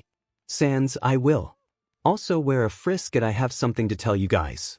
Papyrus, oh, she should write back, go shower real quick. Sans, oh, guess we'll wait for her then. Papyrus, got it. While Sans and Papyrus waited for Frisk to get back, Papyrus decided to play some games while Sans watched. After a bit, Frisk got back and saw Sans on Papyrus's back and watched him play some video games. Frisk, Sans, you're back. Sans, I got something to tell you too. Frisk, what is it? Sans, I saw 2 of my old friends in the city today. Frisk, wow, that's great, did you talk to them? Sans, well, no, seems I don't look I did. So you don't recognize me. But I'm fine with it as long as they're okay, I'm happy. Smiles Frisk, that's good Sans. I'm happy for you. Papyrus, me to brother. Sans, Papyrus, get of me and go shower. This made both Sans and Frisk laugh. But after that Sans got some clothes and went to take a shower. After he came back, Frisk asked Sans a question. Frisk, so are they going to join Yubi? Sans, well, originally it was meant to be Yang, but 𝐻𝐵N gave Ruby an offer to come to join earlier and she accepted. Frisk, well, that's good, you get to see them again. Sans, true, but I don't know if they still remember me or not. I know Andy said they do, but how much? Frisk, well, you won't know until you go ask them. Papyrus, she's right brother. You won't know unless you ask. Sans, true, but how should I do it? Frisk, that's up to you Sans. Papyrus, well, it's time for bed, we got a long day ahead of us. Sans, your brother, the next few days are going to be long ones with people coming to try and take a part of Yubi. Even them. Said with venom Papyrus, brother, please promise you won't do anything. As long you don't see them, you be fine, alright. Sans, fine brother. Well, good night guys. Both, good night. It was the next day and everyone was making their way inside. Sans noticed some old faces. Good and bad. This made him both happy and mad. Happy to see his old friends again, but mad that his old tormentors are here. He then saw a guy vomiting in a trash can and started to laugh at him, which made the feeling of being mad go away. As everyone made their way inside, 𝐻𝐵N and 𝐒𝐮𝐬 presented themselves in front of everyone. 𝐒𝐮𝐬, everyone, my name is 𝐒𝐮𝐬, one of the headmasters of this fine school. 𝐻𝐵N, well, I am 𝐻𝐵N. You are here today to be heroes and huntsmen and huntresses. Now for those who wish to be huntsmen and huntresses, take this way to the Emerald Forest. 𝐒𝐮𝐬, and for those who wish to be heroes, take this way to take another test for you to take. Ask was said, the people began to go down the path they wish. Sans watched as he saw his friend go down past 𝐻𝐵N, and saw his tormentor go past 𝐒𝐮𝐬. He stayed after them all and talked with 𝐻𝐵N and 𝐒𝐮𝐬. Sans, do you guys care if I stay and watch? 𝐻𝐵N, I don't see a problem with it. 𝐒𝐮𝐬, I don't see an issue either. Well, I must be going now to watch our students. Sans, okay sue Uncle 𝐒𝐮𝐬. And 𝐒𝐮𝐬 was off to go watch his test play out while Sans tags along with 𝐻𝐵N for his test, since I didn't want to be in the same room as his old parents. As 𝐻𝐵N, Sans, and Goodwitch made their way to the testing ground, they gave a recap of what going to happen. But some were confused about why Sans was next to 𝐻𝐵N on his blaster. 𝐻𝐵N, to answer all your confusion, this here is Sans and he is already a student here, he'll be in the same classes as you all. This made them confused about how he was already in school. But 𝐻𝐵N makes sure to ease their confusion. 𝐻𝐵N, you're probably wondering why Sans came here. It's because he's not from here and I wanted to give him some time to know the area. 𝐻𝐵N wasn't fully lying because Sans hasn't been around the city for a long time. So this made everyone's confusion go away. But 4 girls got a familiar feeling when looking at Sans but couldn't figure out why. We now go cut to 𝐒𝐮𝐬 to watch the participants do their test. 𝐒𝐮𝐬, seems like everything is going well. While 𝐒𝐮𝐬 watches them get ready for the test, he heard the door open behind him and saw both All Might and Magnetic, which didn't make him happy to see them, but he didn't want to cause a problem. So he decided to play nice. All Might, hello everyone. 𝐒𝐮𝐬, hello All Might. Magnetic, All Might, hello to you to 𝐒𝐮𝐬, how are you? Magnetic, hello as well. 𝐻𝐮𝐦𝐦𝐚𝐫𝐲, how may I help you two today? Magnetic, we just want to watch 𝐒𝐮𝐬𝐵 and her friends. 𝐻𝐮𝐦𝐦 could care less what they do, so he allowed them to stay. And a certain yellow sleeping bag notices a certain white hair prankster. 𝐒𝐮𝐬𝐵, who's the kid next to 𝐒𝐮𝐵, and shouldn't he be getting ready to take the test? Another what is that he's sitting on 𝐻𝐮𝐦𝐦, well that there is 𝐶𝐮𝐬𝐵. And he won't be taking the test since he's already in the school with his team. And to answer your other question that is classified, it's up to 𝐶𝐮𝐬𝐵 to tell you his ability. This shocked everyone in the room that someone already got into the school before the rest of the kids. 𝐒𝐮𝐬𝐵, why did you tell us that he was already in the school? And what do you mean by classified? All Might, yeah, why should he be able to come here and not my kid and her friends? 𝐻𝐮𝐦𝐴 gave All Might a look like he was crazy. 𝐻𝐮𝐦, need I remember you about your other child? This made All Might understand why 𝐒𝐮𝐬𝐵 and her friends couldn't come early to get training in. 𝐻𝐮𝐦, and as to why his ability is classified, it's because only he's allowed to tell it. I and 𝐒𝐮𝐵 may know what it is, but we won't be telling anyone it. This made everyone in the room go quiet, and All Might question what's so special about the kid to be able to come early and keep his ability classified. 𝐻𝐮𝐦, well, it looks like both tests are about to begin. We now cut back to 𝐒𝐮𝐵 watching his student flying into 𝐒𝐮𝐦𝐴. I wonder what type of teams we will get this year. It also interesting, and what kind of leaders would appear. Then 𝐶𝐮𝐬𝐵, 𝐒𝐮𝐵, and 𝐒𝐮𝐦𝐴 turned to our mysterious friend. 𝐒𝐮𝐵, welcome. I was under the impression you were out hunting your prey. 𝐶𝐮𝐬𝐵, 𝐶𝐮, and that hunt led me here, Professor. 𝐒𝐮𝐵, is that so? 𝐶𝐮, yes, this test may become dangerous. 𝐒𝐮𝐵, well, there's no such thing as a safe initiation test, is there? 𝐶𝐮, how very 𝐒𝐮𝐵 of you. Future huntsmen should be able to overcome anything. 𝐒𝐮𝐵, well, of course. With help. I do hope your hunt ends in success, 𝐶𝐮. 𝐶𝐮, you really never change. Until next time, Professor and our monster friend. This shocked 𝐶𝐮𝐬𝐵 that this person was able to tell he was a monster. And watched as 𝐶𝐮 left. 𝐶𝐮, how do they know I'm 𝐒𝐮𝐵, they got a very keen eye, I'll tell you that.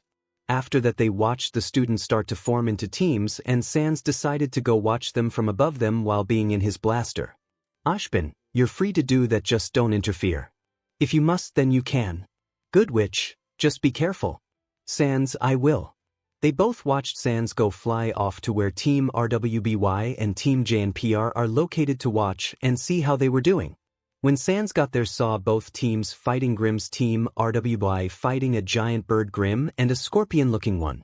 As 𝐶𝐮𝐬𝐵 was told, he just watched and let them handle their test. But a part of me had an uneasy feeling that it was like there was trouble coming and fast, so he kept his guard up while watching them.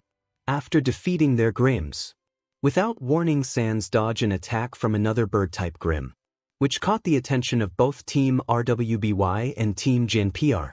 Then 𝐶𝐮𝐵 decided to make his presence known and told both teams that he will handle it. 𝐶𝐮𝐵, don't worry, I got this. Smirks. With that, 𝐶𝐮𝐵 flies at the Grimm before dodging its attack by flying around, counter-attacking with his telekinesis, slamming it into the wall of the ruins they were in. It wasn't enough to get it to stay. 𝐶𝐮𝐵 knows this, but decided to toy with the beast before ending it. 𝐶𝐮𝐵, come on, I'm right here. This made the beast roar out and charge at 𝐶𝐮𝐵, but missing since 𝐶𝐮𝐵 teleport out of the way. And keep doing this till he felt like ending it. 𝐬𝐵, what is that fool doing? 𝐻𝐽ang, I don't know. 𝐵lake, he's toying with the Grimm. This made them both look at �lake like she was crazy, then back to watch 𝐶𝐮𝐵. 𝐶𝐮𝐵, well, I believe it's time to end this, don't you? 𝐶𝐮𝐵 pushed the Grimm into the wall and made it stay there by impaling its bones into its wings so it can escape. 𝐶𝐮𝐵, well, you tried, but that wasn't enough. It's time to say goodbye, and 𝐶𝐮𝐵 summoned some blaster and fired them at the Grimm, killing it. 𝐶𝐮𝐵, well, it tried. Then 𝐶𝐮𝐵 went back to both teams to see if they were okay. 𝐶𝐮𝐵, you all good? They all started saying yes or something of the sort. 𝐶𝐮𝐵, that's good. Then 𝐶𝐮𝐵 got a phone call from his uncle 𝐒𝐮u. 𝐶𝐮𝐵 answered the phone call and was told to come to the hero ground. The robot was out of control. A part of 𝐶𝐮𝐵 didn't want to help, but another did. So we decide to go help them. He said his goodbye to both teams and teleported to the location. When 𝐶𝐮𝐵 got there, he saw two people he didn't want to see. his old sister and one of his tormentors from 1A Ochiko Uraraka. He saw Izumi trying to save her while everyone was running away. This made Sans hate heroes even more. Sans, Fing cowards. To make his uncle Nizu not get in trouble with the law, he decided to save them both. Sans, can believe I'm doing this. Sans stopped the robot with his telekinesis with ease, shocking everyone nearby. Izumi saw this and was thinking, how was he not having trouble with this? Sans, if you're just going to stand there and not move, I should just let go, said in an annoyed tone Izumi. Sorry, you don't need to be rude about it. Izumi got Ochiko out of the rubble, while Sans deals with the robot. Sans just sights and picked up the robot with telekinesis with ease, shocking both Izumi and Inko that he's able to do it. But for them together they would have trouble. Then Sans looked at a hidden camera to get confirmation whether Nizu still need the robot or not. A few seconds later Sans got a text saying he could destroy the robot to let off some steam. Sans smirks. Then Sans summoned a blaster and blasted it with a big blast, destroying it in one shot, shocking everyone in that testing area and making everyone in the other test area confused. After Sans destroyed the robot, he was about to leave to go back to Ōshbin until he was called in the speaks by a voice he didn't wish to hear. Aizawa, the boy with white hair in front of the weird head thing, comes to the observation room. This made Sans' anger skyrocket. If it was Nizu he wouldn't have had a problem because it had been one-on-one, but it was Aizawa that called him one of the people he hates a lot. He tried his best to keep his cool and went to the room. When Sans got there he saw a lot of familiar and all he hated. Sans, what do you want? In an annoyed and angry tone. Aizawa, I was Sans. Before you say anything, I'm not obligated to answer any of your stupid questions. Endeavor, listen here you little SHT, you'll tell us your abilities and that's final. Sans, yeah, I won't. And you don't scare me, you flaming bag of dog SHT. This made Endeavor mad, but that won't scare Sans anyway. All he felt was anger. Sans, so what's the point of me coming here if I'm not going to answer anything? Starts to leave Endeavor. You're going nowhere, not until you. Endeavor tried to stop Sans from leaving by force, but that was a mistake. Sans used his telekinesis to put Endeavor up against the wall. Aizawa uses his quirk. What? Sans, you're wasting your time, Aizawa, or should I call you Eraserhead? Because your quirk only works on quirk, but news flash, I don't have one. This shocked everyone in the room that the person keeping the number 2 hero against the wall with little effort isn't using a quirk. All Might, then you must be using a semblance illegally. Sans sighs and shakes his head slowly. Wrong again, and I'm not using anything illegally. Ask Nizu or Ōshbin, they permitted me to use my ability in public. Everyone turned to Nizu to confirm what he's saying is true, and he shakes his head yes. This made everyone shocked. Sans, so is this all you wanted me for, just to waste my time and make me angry than I already am? Aizawa, no, I wanted to invite you to join one, since you are already part of the school without us being told. Sans looked at Aizawa while keeping Endeavor still pinned to the wall. Sans, hell no, I won't join your sorry but class. This shocked everyone but Nizu that someone declined a chance to be in the best class for heroes. Aizawa, Sans, you heard me, I won't be joining. Why would I when I hate heroes? That shocked everyone that someone in the best huntsman and hero school hates heroes. Sans, now am I free to go? Nizu, you are now, please release Endeavor. I think he was embarrassed enough today. Sans did as he was asked and released his telekinesis on Endeavor, which made him mad that he was made a fool of. Sans, try this stunt again. Endeavor, I promise you be in the ground. Endeavor, are you threatening the number 2 hero? Sans, threat maybe. But in reality, it's a promise. If you break it, you'll have a bad time. With that, Sans left and went back to Ōshbin to watch the teams being made. And with Endeavor, he was mad beyond belief, but compared to Sans' angry, not even equal. Nizu thought that everyone in the room was lucky Sans was able to keep his anger in check. We now cut back to Sans and he's with Ōshbin. When Sans got back to Ōshbin, he made it in time for the teams being made. As he watched, he saw the people who were at the ruins and saw that was formed as a team. For some reason that made him happy. And he saw his old friends become in team, and Ruby was the leader and he was happy for them. But he knows deep down they all forgot about each other, which made him sad a bit. But he knows he can make a new bond with them. Over the next few days a lot of things happened. 𝐀𝐮𝐭𝐡𝐨𝐫, Frisk, and 𝗬𝗠𝗠𝐼 got to know 𝐀𝐮𝐭𝐡𝐨𝐫 better, and maybe 𝐀𝐮 pulling pranks on John a few times but had a good laugh at the end of the day. Another was slowly talking with 𝗬𝗠𝗠𝐼 again to see if they remember him or not. It wasn't looking like they did, but talking to them was nice for him. Also they would get jealous of Frisk for some reason. Another was a nightmare of Grimm being on John, so he watched his team help save him. But one day 𝐀𝐮 learned something he didn't about Blake. 𝐀𝐮 was with 𝗬𝗠𝗠𝐼 walking through the city. After then they saw a stowaway leave a ship, and not just any stowaway, a famous one. Then we cut to Weiss continually talking about how badly the White Fang has hurt her family and how she lost loved ones because of it. Blake, well, maybe we're tried being pushed around. This made both 𝐀𝐮 and Weiss shocked that she said that. 𝐀𝐮's thoughts. Wait, Blake, you're a famous? Weiss, oui. Then after that Blake ran away and 𝐀𝐮 decided to follow her and saw she was talking to the guy from earlier. After a bit, he heard them talking about taking the white that was going to attack a shipment that was carrying dust. They stopped with the help of a girl in green named Penny, who gave 𝐀𝐮 a weird vibe. After that eventful day, 𝐀𝐮 went back to his dorm to spend the rest of the day with Frisk and 𝗬𝗠𝗠𝐼.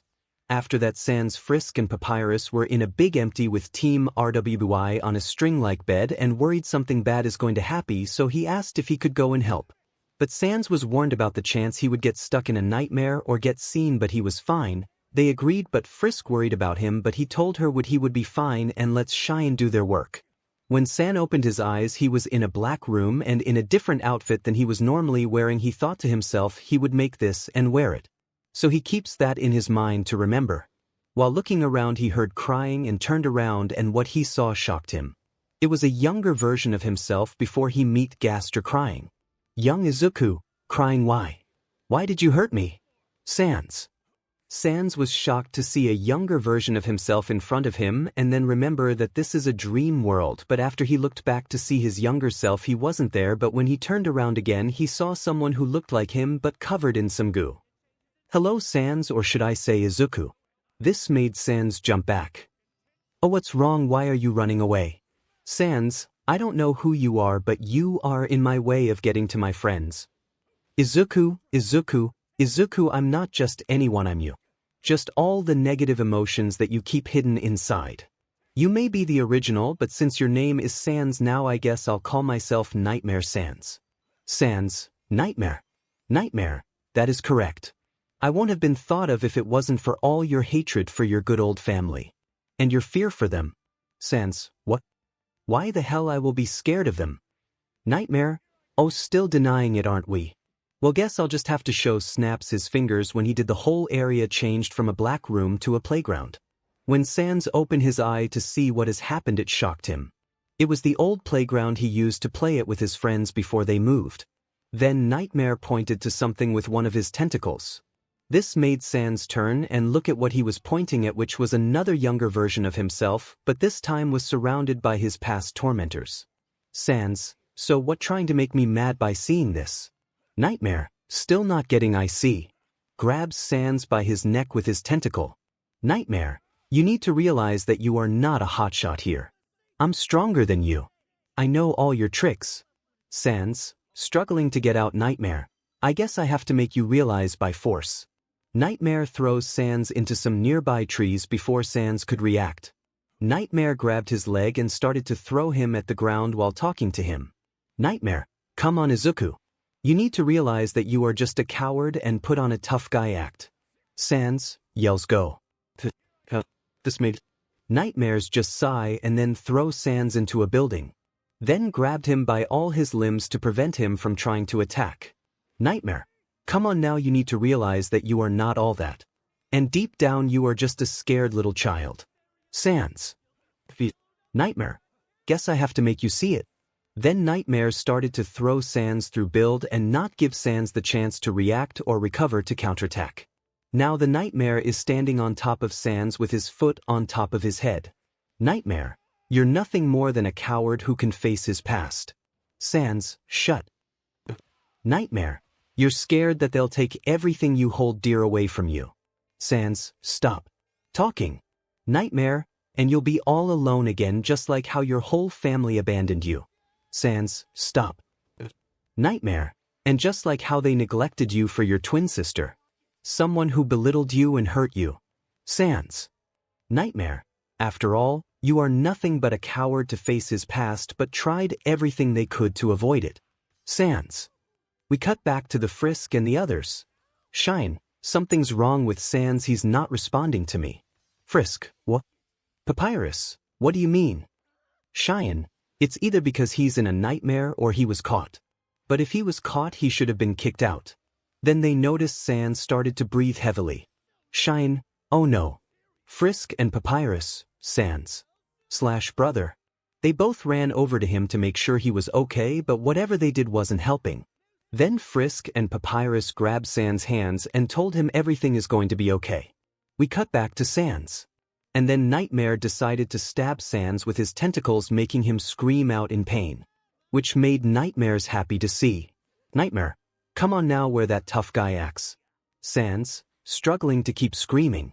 Nightmare, come on now, do be quiet, you were so talkative earlier. 𝐶𝐮. Nightmare, fine then. Nightmare picked 𝐶𝐮 up by his neck, looking at a beat and battered cover in BLD. Nightmare, I guess, I was right, it was just an act. Nightmare was about to finish 𝐶𝐮 off until a light caught him off guard, making him drop 𝐶𝐮 and get back. Nightmare, what the? Then he saw a transparent version of Frisk and Papyrus holding 𝐶𝐮. Nightmare, why are they here? 𝐶𝐮 looks at both Frisk and Papyrus. 𝐶𝐮, why? Breathing heavily, they didn't say anything but gave 𝐶𝐮 a warm feeling to tell him everything is going to be okay. That helped 𝐶𝐮 calm down. But that made Nightmare's mad. Nightmare, you do know they'll leave you eventually too, right, just like they did. This made both the transparent versions of Frisk and Papyrus look at Nightmare and emit a bright light, pushing him back. This caught Nightmare off guard. But Nightmares continue to try and break 𝐶𝐮's mind while being pushed back. But 𝐶𝐮 told them to stop because he wanted to say something to Nightmare. 𝐶𝐮, you're right, I've always been scared to face. The risk of them talking me back and for me to lose my new family scared me. So I decided to put a tough guy act, as you said. And yes, I did try and run away from my problems, but deep down I just wanted to be happy. Nightmare. 𝐶𝐮 gets up and walks over to Nightmare. 𝐶𝐮, look, I may not be the best and all with my emotions. Heck, I've just figured Ruby, Yang, Blake, and Weiss loved me when we were kids, but well, they did love me. But that doesn't make me a coward. It makes me human. This made Nightmare's angry at what he'd say. Nightmare, how can you easily just let your past go like that? They're the reason you are like this. 𝐶𝐮, that's true and all, but I never said I didn't forget about it. This made Nightmare shocked. 𝐶𝐮, I've always thought about my past and how things could have been different, but we got the short end of the stick. But that doesn't mean I don't have people that I care for to help me. Turns to look at his brother and girlfriend with a smile. Nightmare chuckles while disappearing. You truly are one of a kind, 𝐶𝐮. While 𝐶𝐮 was watching Nightmare disappearing, he noticed the area around him was changing to a different area. It looked like his old room, filled with All Might merchandise. Then he saw another izuku around the age of 7 cries and decided to talk with him. 𝐶𝐮, hey kiddo, you okay? Young Izuku, no. I'm just scared. 𝐶𝐮, scared why? Young Izuku, my friends hurt me for any dream. 𝐶𝐮, oh, why are they hurting you for your dream? Young Izuku, I'm powerless, I didn't get a quirk or a semblance. 𝐶𝐮, who cared about that? I'm quirkless and don't have a semblance, but I'm working towards my dream of being a huntsman. Young Izuku, really? 𝐶𝐮, yes, want to see a cool trick? Young Izuku, what kind of trick? 𝐶𝐮, you'll like it, I promise. 𝐶𝐮 summons a gaster blaster but the size of his arm so it doesn't take up the whole room. This made the young Izuku surprised by it. 𝐶𝐮, I never asked for your name. Young Izuku, oh right, my name is Izuku. Just Izuku. 𝐶𝐮, why is that? Young Izuku, I don't want to talk about it. 𝐶𝐮, hey, it's okay to feel this type of way, but always remember you have people that care for you. Young Izuku, I'll keep that in mind. Big me smile. 𝐶𝐮, shocked how? Young Izuku, I mean, how else would you be able to get in here? 𝐶𝐮, true. Young Izuku, well, what are you doing here? 𝐶𝐮, I'm trying to save my friends. Young Izuku, oh, you'll have trouble with that since the barrier between our and their dreams is strong. 𝐶𝐮𝐬𝐴, well I guess it's time to weaken it. Do we? Young Izuku, wait we. 𝐶𝐮𝐬𝐴, yeah I've always tried and hide my past but I feel with me I'll be able to help Weiss and Blake break from their nightmares. Then the younger Izuku agreed and showed 𝐶𝐮𝐴 where the barrier between him and the other is at. When he got there and decided to test to see how strong the barrier is.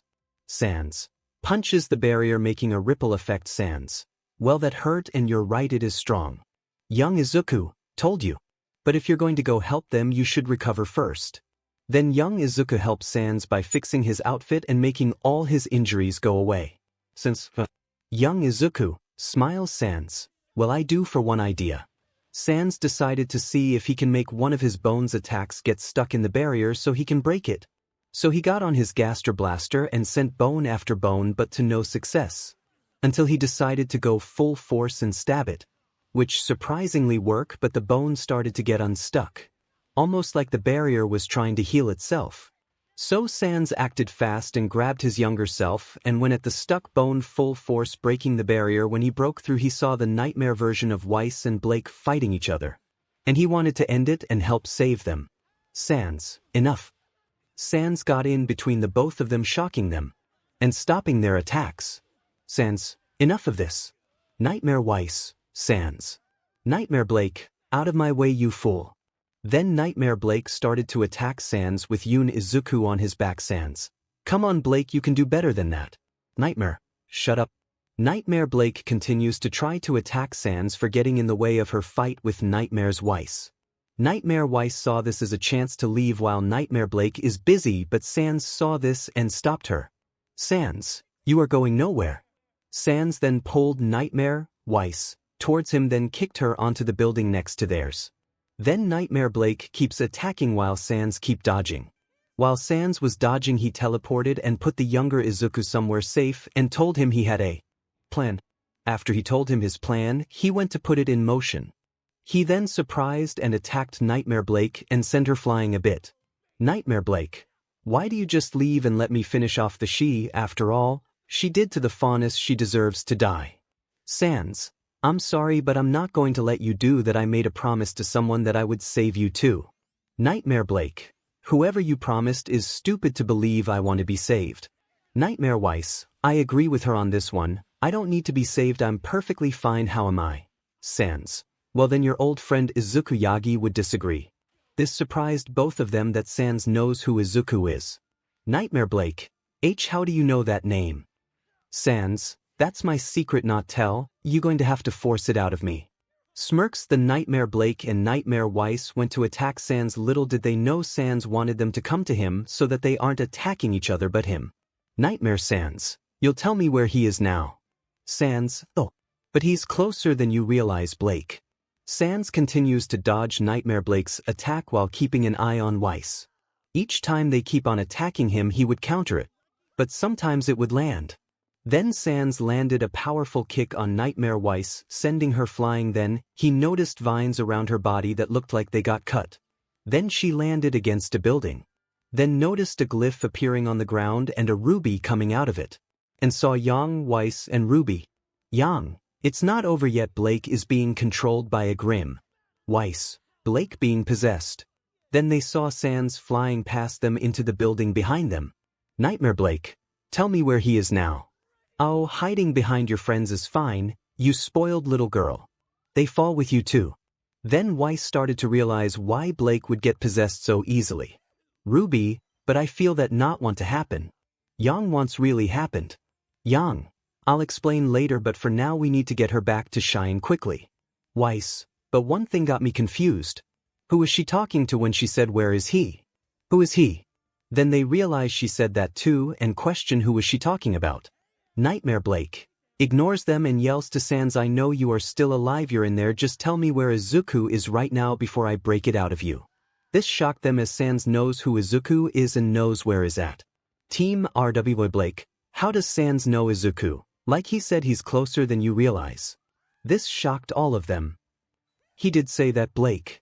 Nightmare Blake, I Izuku. Young Izuku, well yes and no. I'm just a dream version of him. Like 𝐶𝐮𝐴 said he's closer than you realize. I mean put the pieces together. Nightmare Blake, 𝐶𝐮𝐬𝐦𝐬𝐴. I mean, like, I think about it. I showed up at the same time the dream version showed up. 𝐻𝑖ce. That would imply that. Yang. Does that mean? Ruby, you're izuku. 𝐶𝐮. I'm the flesh. Well, dream flesh, but I'm here. Nightmare Blake. You're lying. Izuku doesn't have white hair. 𝐶𝐮. Sigh, that may be true, but didn't you have a thing for fish when we were younger? This shocked her that he knows that. Then suddenly Blake's hand started to move on its own, and she was holding a coin. Then she started to come out of her nightmare self. Blake, Yang.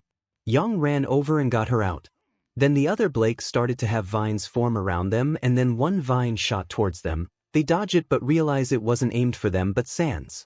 Team RWBY, Izuku. 𝐶𝐮 pushed Izuku out of the way and himself but was still got hit on his side. Then they got ready to fight it. The other Blake went to attack RWBY but was able to keep up with them, but still got sent flying into the sky. Then Ruby sent her flying back to the ground. Then the real Blake kills her nightmare self. Then all that was left was the Grim. It sent Vine to stop them but they parried them. Then delivered a handful of attacks on it, escaping Blake's body, then got caught by 𝐻𝐼ne. Then everything started to disappear, and then Yang went to see if Izuku was okay, and she was glad it wasn't bad. She helped him go met up with the others and John. John complimented Team RWBY and asked if 𝐶𝐮 was okay, and he told him is fine. In the dream, Pyrrha and little kids that looked like 𝐻𝑖ce disappeared, and while they were talking to them, 𝐶𝐮 is saying goodbye to Dream Izuku and told him he will keep the promise he made to him. After the 𝐶𝐮 went back to the other and heard something that he can use to tease 𝐻𝑖ce with later. Then 𝐻𝑖ce had a breakdown that she got possessed by a Grim. 𝐻𝑖ce, promise you'll never tell anyone. That does for you, John, and you as well, Izuku. John? Oh, it's a bit late for that. After that, Yang used her last coin to wake everyone up. And they started to. Then they saw John's team, the two professors, 𝐻𝐼ne, and 𝐶𝐮's team all there, which she got embarrassed about. She then wanted to go to her room at that moment, but then realized something, and it was about 𝐶𝐮. 𝐻𝑖ce, are you truly Izuku? 𝐶𝐮. Frisk, so you told them? 𝐶𝐮. Yes. Yes, I did. And to answer your question, 𝐻𝑖ce, yes. I am the same Izuku you remember. Smiles, 𝐻𝑖ce gave 𝐶𝐮 a hug, holding on to him for dear life. 𝐶𝐮. Sighs, let's talk somewhere else. Is okay with you too? Frisk, I'm okay with that. Papyrus, I'm fine with it. 𝐶𝐮. You girls coming? The 𝐶𝐮 tried to get 𝐻𝑖ce off him so he can walk, but she wasn't letting go. Then asked Frisk and Papyrus to take them to their dorm room. 𝐶𝐮. I'm just going to teleport to our dorm room, can you guys show them where to go? Both Frisk and Papyrus told 𝐶𝐮 it was fine, and 𝐶𝐮 teleported to his dorm room with 𝐻𝑖ce still on him. 𝐶𝐮. What did you want to talk about, 𝐻𝑖ce? 𝐻𝑖ce. Well, first, what happens to you? 𝐶𝐮. Well, that's a long story. 𝐶𝐮 explains what happened to him after they left to when they got to Yubi. 𝐶𝐮. Well, that's pretty much it, you know the rest. 𝐻𝑖ce. 𝐶𝐮. 𝐻𝑖ce, you okay? 𝐻𝑖ce hugs him. 𝐶𝐮. Surprised 𝐻𝑖ce.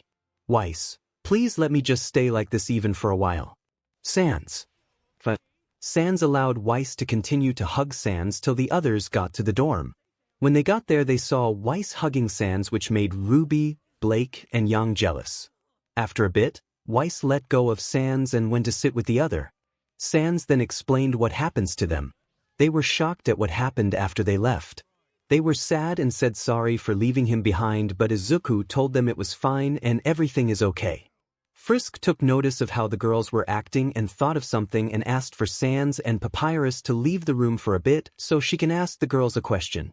This confused both of them, but they agreed to it and waited outside the room. After a few minutes, Frisk told the boys they can come back in. 𝐶𝐮 asked what they were talking about, but she said it was a secret. This made 𝐶𝐮 confused but decided not to push any further since he knows what happens when he makes Frisk mad.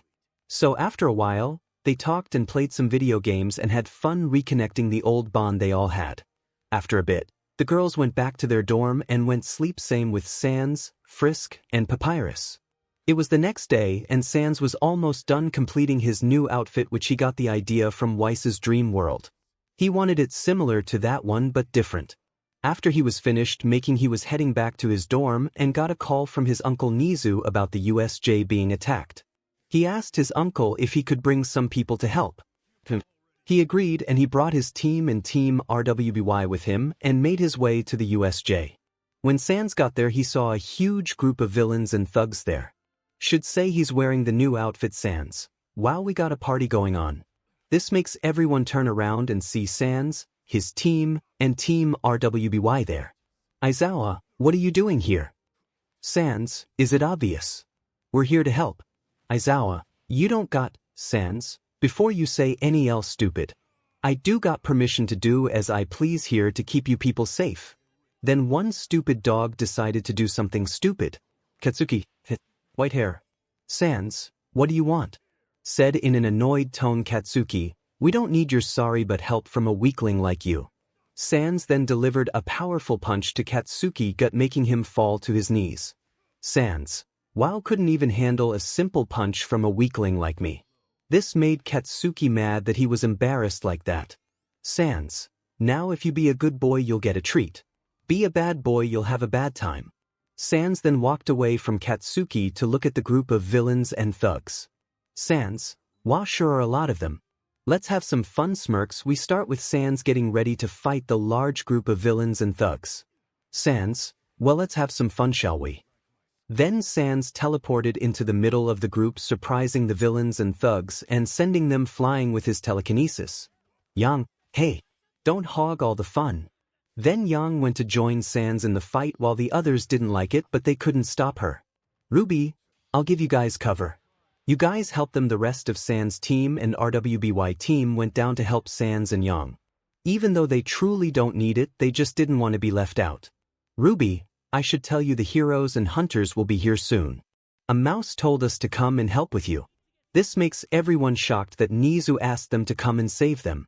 While Team RWBY and Sans' team were fighting the villains and thugs. Who are those kids? I don't know, young MSTR. Can you split those kids already? As you wish. But did those two know? Sans took notice of this and planned something to stop him. When the mystery gas friend got to the younger heroes, surprised them. Hello there, my name is 𝐀𝐮𝐭𝐡𝐨𝐫. This shocked the young heroes and Ruby. Both Katsuki and Kirishima tried to hit him but failed, but two people noticed something. Then 𝐀𝐮𝐭𝐡𝐨𝐫 tried to separate two young heroes but failed when he got pulled towards Ruby. Sorry friend, but I can't let you do that. 𝐀𝐮𝐭𝐡𝐨𝐫, surprised, I thought you were busy with those thugs. Sans, well, I took notice of your actions and saw you leave, then noticed you up here. 𝐀𝐮𝐭𝐡𝐨𝐫, struggling to move. Sans, I won't try that friend. After all, I know where your weak spot is. I would advise you to listen to me. This made 𝐀𝐮𝐭𝐡𝐨𝐫 stop moving and then Sans pinned him to the ground with Ruby watching him. The Sans went to talk to the other guys. What is taking 𝐀𝐮𝐭𝐡𝐨𝐫 so long? Oh, your friend won't be coming back. This made turn to see who was talking. Sans, so handyman, what were you planning to do here? 𝗏𝗏𝗏, what have you done with 𝐀𝐮𝐭𝐡𝐨𝐫? Sans, on smokes nothing but pinned him to the ground. 𝗏𝗏𝗏, you'll release him. This intense. Since so scary. A full man-child giving me orders. This made 𝗏𝗏𝗏 mad and decided to attack Sans but failed horribly with him getting kicked, sending flying back. Sans, wow, what a letdown. Then suddenly Sans got surrounded by a black dome. Which shocked everyone that it happened. Frisk, Sans. Papyrus, brother. Team RWBY Ruby, Sans. Sans asked them to call him Sans when they got there. Ruby, izuku dash. Covers her mouth, oh no. Then class 1A heard this. Izumi, did she just says izuku. Then 𝐀𝐮𝐭𝐡𝐨𝐫 to this chance to escape and he did and went to check on 𝗏𝗏𝗏. With Sans now. Sans, look around, if seems we finally meet. Sans turned to look and see who was talking and was face to face with a white-haired woman, with pale skin and looks to remit a dark aura around her. Sans, who are you? How rude of me, my name is 𝐶𝐿𝐴. Sans, 𝐶𝐿𝐴, where have I heard of that name before? 𝐶𝐿𝐴, where you heard of my name doesn't matter now, all that does, are you working for me? Sans, starts to laugh, that's a good one. 𝐶𝐿𝐴, I wasn't joking, boy. Sans, oh, you're being serious. Well, news flash, I'm not going to join you. 𝐶𝐿𝐴, you either join me or face the same fate as your friends. Sans chuckles, I think you don't understand when I just said I'm not going to join you. 𝐶𝐿𝐴, you don't scare me, boy. You are far too weak to beat me. let alone kill me. After all, you are trapped in here with no way out. 𝐀𝐮𝐬𝐴: well, that may be true, but I can tell from here I can't do anything, but from the outside I can. Smirks. Then 𝐀𝐮𝐬𝐴 surrounded the black dome with blaster, then all at once shot at it. And it started to crack, shocking 𝐶𝐮𝐴 at 𝐀𝐮𝐬𝐴's strength with his magic. 𝐀𝐮𝐬𝐴: well, looks like I'm full of surprises, aren't I? When the dome was almost destroyed, 𝐶𝐮𝐴 teleported out. Then 𝐀𝐮𝐴, when the beams made contact with each other, got out of the way and teleported back to Ruby. Ruby, you're okay? 𝐀𝐮𝐴: of course, why wouldn't I be? Izumi, be brother. This shocked 𝐀𝐮𝐴. How did she figure out who he was? He then turns back to Ruby.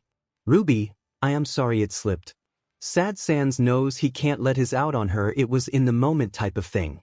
𝐀𝐮𝐴: it's fine Ruby, I'm not mad. 𝐀𝐮𝐴 then turns back to Izumi and looked at her with hate. 𝐀𝐮𝐴: why yes Izumi, I am izuku. This shocked Izumi and Class 1A and Aizawa that 𝐀𝐮𝐴 were izuku. Izumi, be brother, you're alive.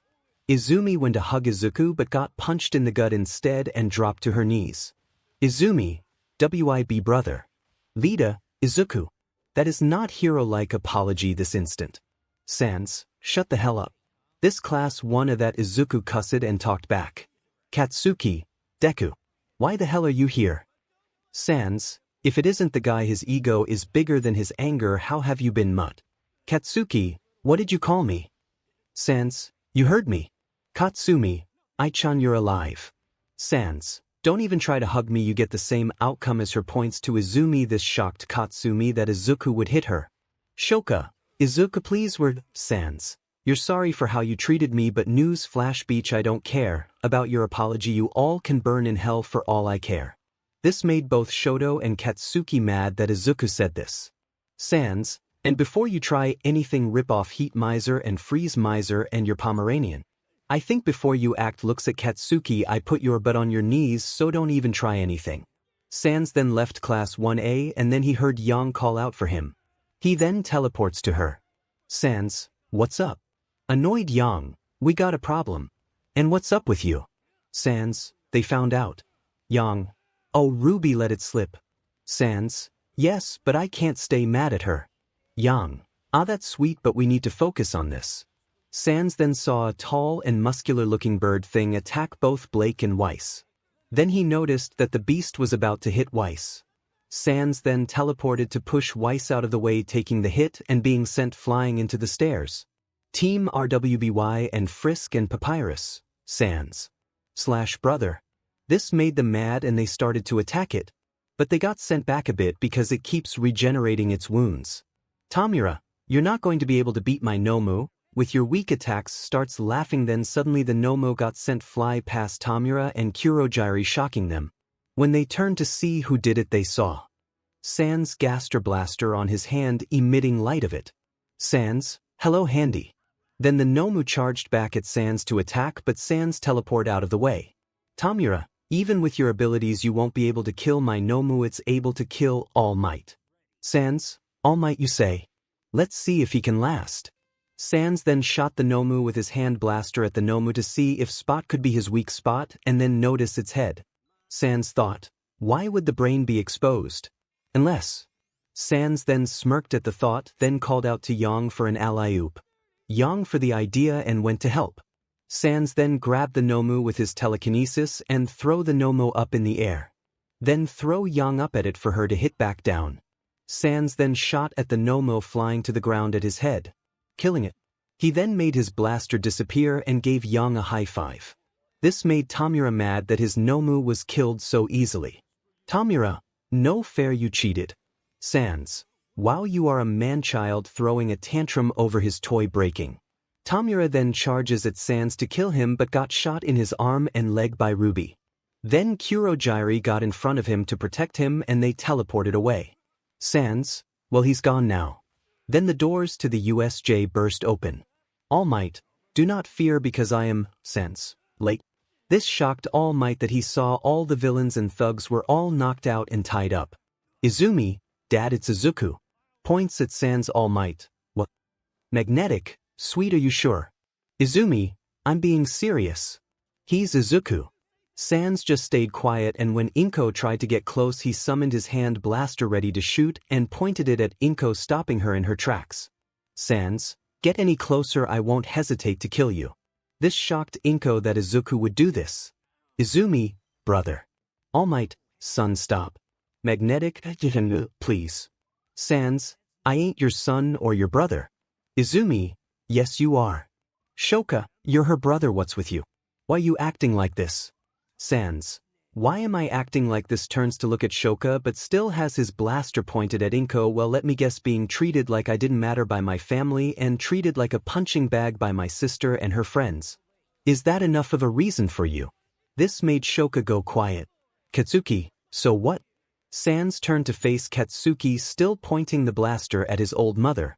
Katsuki, you're just a waste of space and needed to be put in your place.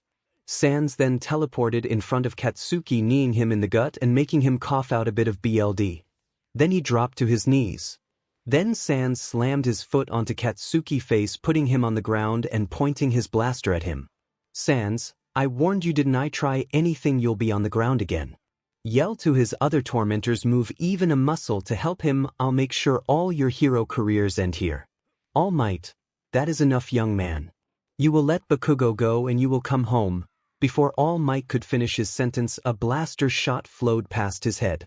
Sans, that's just a warning shot, keep going, I won't miss. Now for you, Bakugo. Katsuki, I've waiting to do this for a long time. Sans then summon a bone with a sharp end to and then stabbing Bakugo in the arm, not to damage any important nerves. He then stirs the bone around, making sure it hurts. A voice called out to Sans, telling him to stop. Sans turned to see who said it. Uncle Nizu. Nizu, that's enough, my boy. Sans then pulled the bone out of Bakugo and walked over to his team and Team RWI. Nizu, now then let's round up the leader. Sir, are you not going to punish Izuku for harming Bakugo? That action is not hero-like. Nizu, I will not, leader. Since Izuku isn't in the hero course, I can't punish him. He also had permission to do as he pleases when he got here. This shocked Lida and everyone that Izuku won't be getting punished for what he did to Bakugo. Sans, I told you people, I had permission to do as I pleased. Well, uncle, I'm heading back. Nizu, everyone sees you later for some tea and chess. Sans, I would enjoy that. Well, Sans were leaving. All Might tried to stop him. All Might, you're not going anywhere, young man. You're still coming home so we can have a long talk. Frisk then kicked All Might in the gut, making him take steps back. Frisk, keep your hands off my boyfriend. Shoka/Katsumi, boyfriend. Sans, yes, I'm dating Frisk, got a problem with it. Shoka, but I thought you loved us. Sans, what in your right mind would make you think that? Katsumi, we are way better than her, break up with her and date us. That made Sans mad. Sans, no way in hell would I break up with Frisk and get with two of the people who caused me pain. And even say you did it to help me. You didn't. This made Katsumi mad. She went to attack Frisk but got punched in the gut by Sans before she could even try and attack Frisk. Sans, I dare you to try that again. I won't be nice. Sans and the others then left to end back to the dorm to help Sans calm down. They helped Sans calm down a bit by talking to him and telling him to take deep breaths. After a few hours, Sans had almost fully calmed down, but something was about to put all that work to waste. Sans got calmed down to come to Nizu's office. Sans knows it won't be good, so he asked them to come with them to make sure he doesn't kill any of them. When Sans and the others got to Nizu's office, he saw all his old uncles and aunts, grandparents, and his old parents in there. Sans, why was I called in here? Nizu, well, they found out you were here and wanted to talk with you. Sans, well, they can have better luck having me not kill them all. This shocked everyone in the room but Nizu that Izuku said that. All Might, young man, that is not how you talk to family. Sans, how would you know? You never talk to me about anything. All Might, that is not true. Sans, really, when was the last time you talked to me? All Might then start to think when the last time he talked to Izuku and he couldn't remember. Sans, I see you don't remember because you never did. Ray, Izuku, please calm down, we're just trying to talk with you. Sans, well, I don't want to talk to any of you. Mitsuki, will you stop being a brat already and let us talk with you? Sans, excuse me, I'm not your sorry but excuse of a son who throws a fit when things don't go his way. I have every right to act the way I am. So why don't you shut the F up? This made everyone shocked that Izuku talked back to Mitsuki. Katsuki, that's it?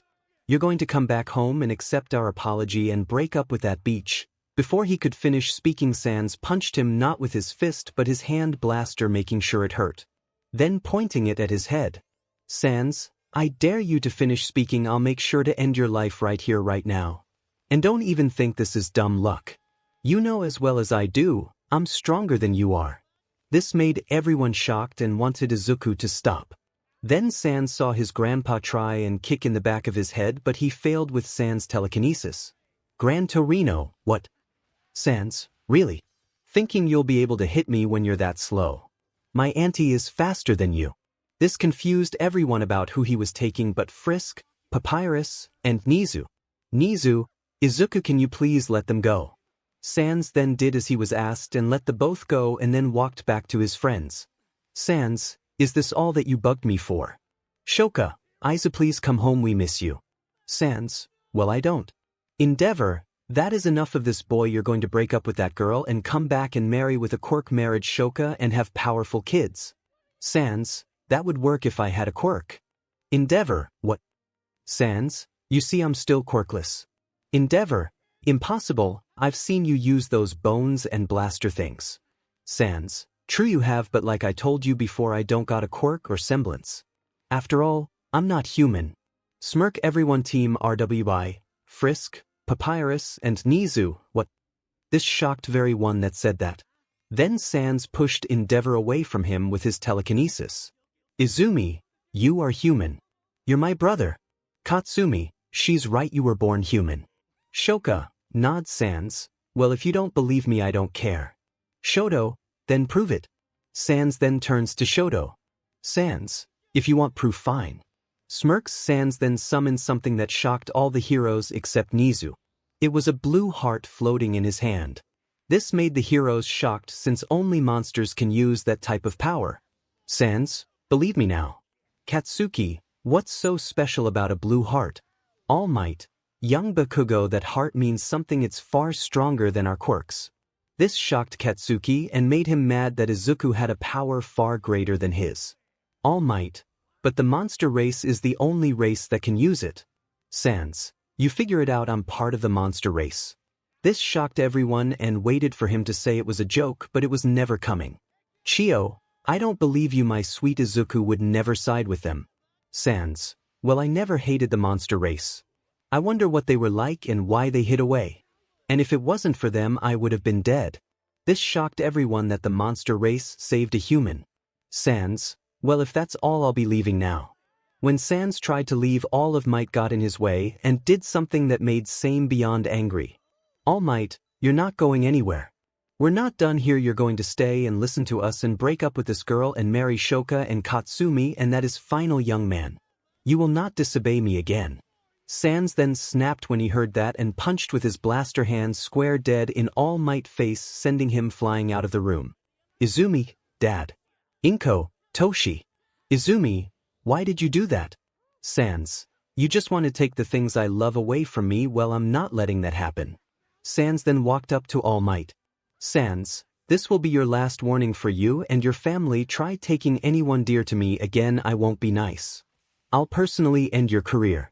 Before Sans left, he saw a flashing light blind him. He then jumps back a bit. He then saw a woman with black hair and a muscular build. Sans, who are you? You don't remember your grandmother Izuku. This made Izuku confused about who she was. Sans, sorry but no, I don't remember you. That's all right, you weren't born yet, so I completely understand. Inko, Nana, hello. Inko, how are you here? Nana, well I'm here to talk with you and my grandson. Inko, Nana, just stop. You neglected him for something he couldn't control and then basically left him to defend himself. This surprises Izuku that his grandma was defending him. Nana, the reason he's like this is because of you and your idea of a husband and those kids. So don't even think about blaming Izuku for it. Inko then went quiet and turned back to Izuku. Nana, Izuku, I know you might hate me, but I'm truly sorry for what happened to you. Sans, why would I hate you for? This surprised Nana a bit. Sans, I mean like you said I didn't meet you. So I can't hate someone I haven't fully met or have the chance to meet. So I'll say you are neutral for me since I don't hate you out because like I said I never had the chance to meet. This made Nana cry and hugged Izuku, which he allowed, and it made him feel a bit calmer and happy. Nana. Now for the reason I'm here, let's go of the hug. I'm here to give you one for all.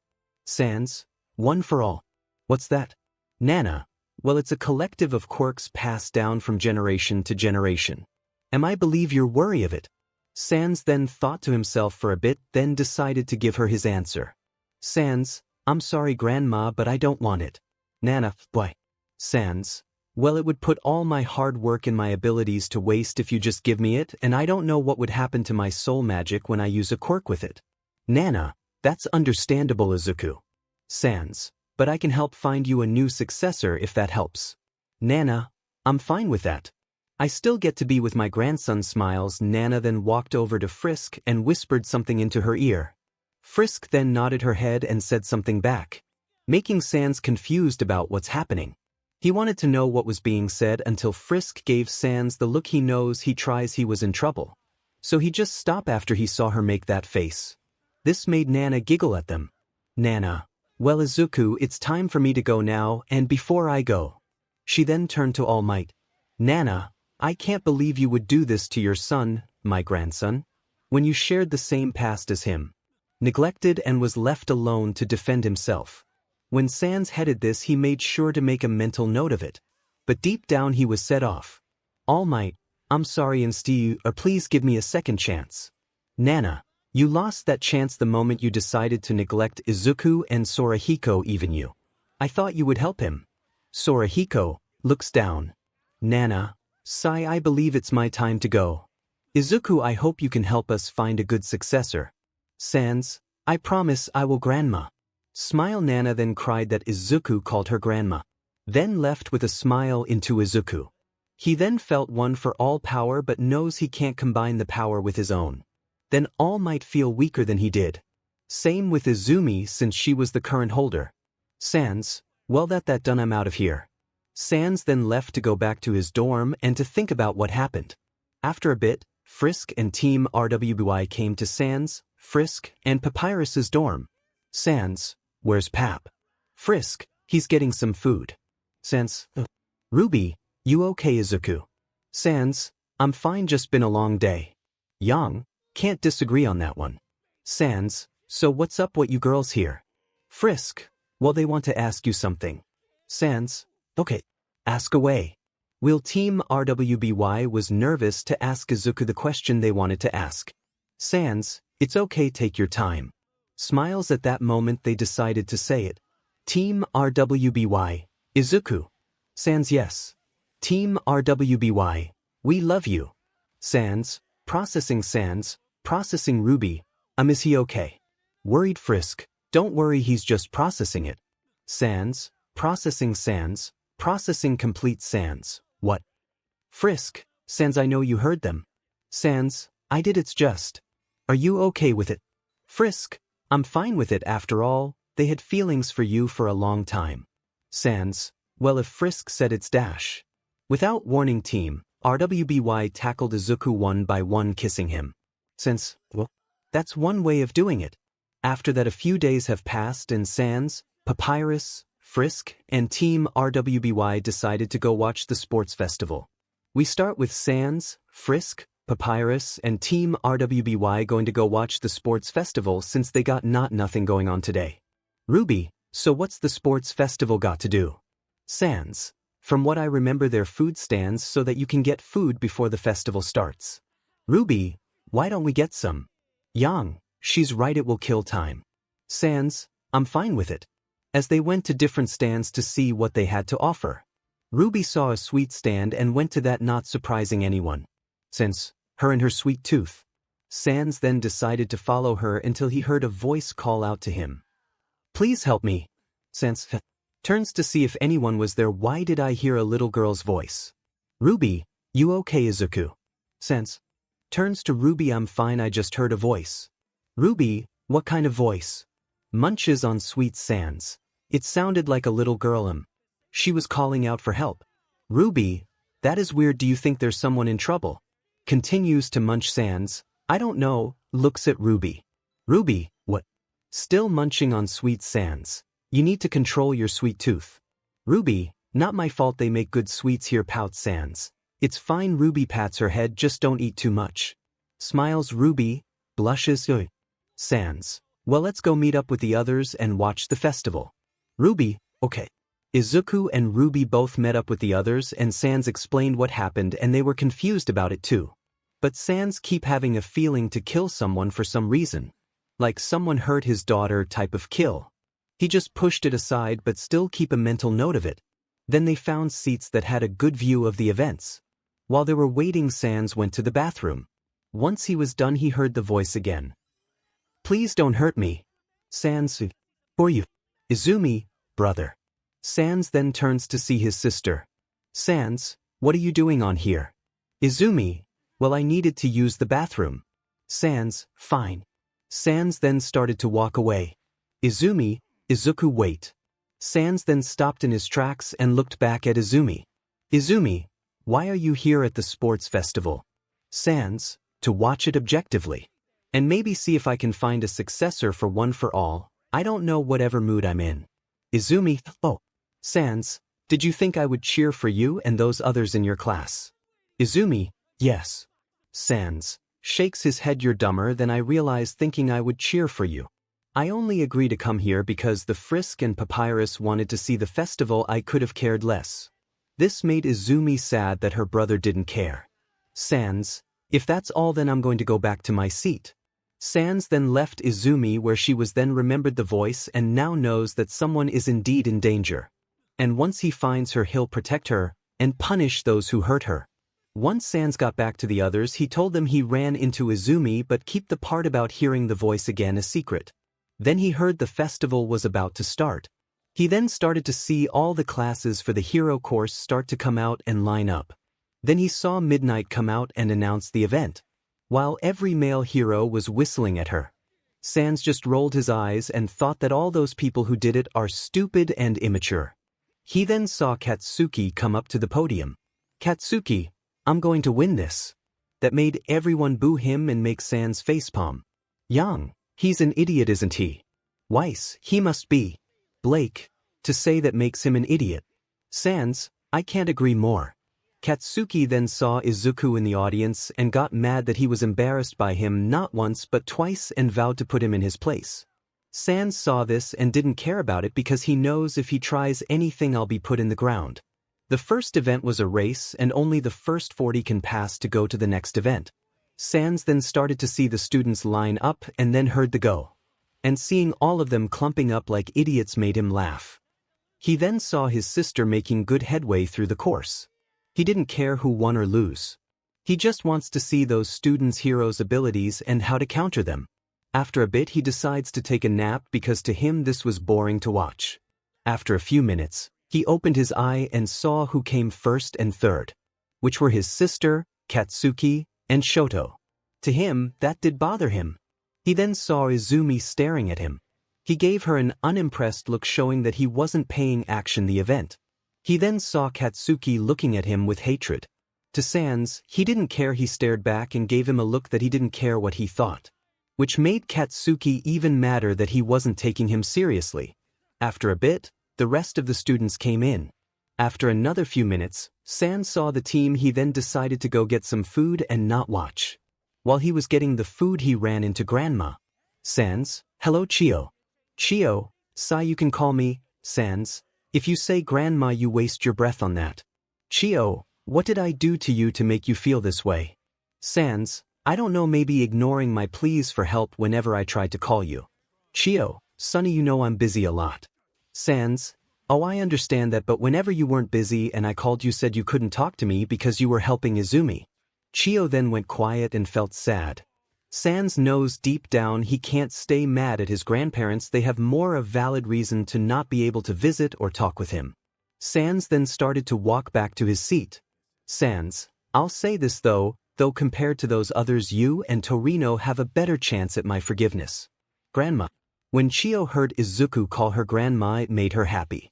And to know she and Torino have a chance to earn his forgiveness made her happier. Once Sans got back, he saw the event was done and asked the others what he missed. They told him they getting ready for the 1v1s. This made Sans a bit interested and decided to watch this one. After a bit, the bracket was made and he saw his sister was first up, and she was going to face a guy he doesn't know. Sans thought, I wonder how this will play out. Sans then saw both fighters come into the arena. He noticed that the guy was trying to get his sister to talk, but she wasn't talking back, which made him curious about that guy's ability, until he got pushed out of the arena. After a few matches, you're not going to do all that, since to me those fights would be annoying to write out. He saw his sister going against 𝗏𝗏, but he noticed that through what he has watched, 𝗏𝗏 wasn't using her fire. Sans didn't care about why, but holding back your powers would only cause you problems. Throughout the whole fight she wasn't using her fire. It was starting to annoy him, so he decided to say something. Sans, will you just use your fire already? This made both fighters turn to 𝐒𝐮𝐬𝐵. Since, good. This is getting annoying to watch. If you're going to hold back your full power, then just quit already. You're wasting your time. I don't care what your reason is for not using it, but get over it. This made 𝗏𝗏 for a moment use her fire and chance at 𝐒𝐮𝐬𝐵, causing a big explosion, but Sans and Papyrus protected their friends from the blast. Once the dust cleared, 𝗏𝗏 was out of the area while 𝐒𝐮𝐬𝐵 was still in. After a while, the area was fixed and it was Bakugo twins fighting each other, but 𝐀𝐮𝐭𝐡𝐨𝐫 lost since he wanted to settle a score with izuku. Then it was Katsuki versus 𝗏𝗏. The fight was an interesting one for Sans. He saw that they didn't improve since he was told they had quirk canceling cuffs on. After that, it was 𝐒𝐮𝐬𝐵 versus Katsuki. The fight was pretty one-sided and Katsuki won the fight, not surprisingly. Sans, once the tournament was about to end, Katsuki decided to dig his own grave. Katsuki, I don't care about some stupid medal.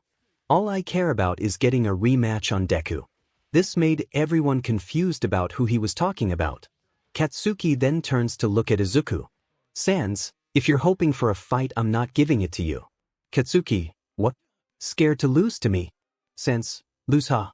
Didn't you get your butt kicked by me 2 times? Katsuki, those were just dumb luck, you DMN nerd. Sans, if that helps you sleep at night, it's still not fighting you. Katsuki was getting angrier by the second. Sans, if you're done here, I'm going back home. Katsuki then said, something that will dig his grave. Katsuki, are you just gonna run away like the coward you are, you f***ing waste of space? This made Sans stop in tracks. Katsuki, after all, that's all you're good for, being a waste of space and disappointing everyone around you. Sans then teleported in front of Katsuki. Sans, you want to play this game? Fine, then I'll play. Don't blame me for what's going to happen. Then a match between Sans and Katsuki was about to start. They both were standing in front of each other and were told to start. Before Katsuki could even think, let alone react, he got hit square dead in the face, sending him almost out of the area but stopping himself. Sans, come on, where is the great Katsuki Bakugo? I thought you were going to put me in my place. Sans, what's wrong? Can't hit little old me. Katsuki then shot an explosion blast at 𝐒𝐮𝐬𝐵. Sans, wow, I would be impressed if that landed. Katsuki then turns around to get hit in the gut, dropping his knees, then getting kicked in the face, setting him flying in the air. Then Sans teleported above him and summoned his hand blaster and punched Katsuki back to the ground. Sans then teleported in front of Katsuki. Sans, are you done yet? Katsuki, not on your life. You DMN nerd. Katsuki then shot another blast at 𝐒𝐮𝐬𝐵, but he teleported out of the way and kicked him from behind, sending him to the corner of the area. Sans, this is sad. You haven't landed one hit me. At this point, I should just let you hit me to make you feel better. Katsuki was at his breaking point with anger that 𝐒𝐮𝐬𝐵 is just toying with him. Katsuki, stun grenade, he tried to blind 𝐒𝐮𝐬𝐵 and then shot a power blast in his direction. But unfortunately for him, his attack never hit. Sans, that attack would have hurt if it connected.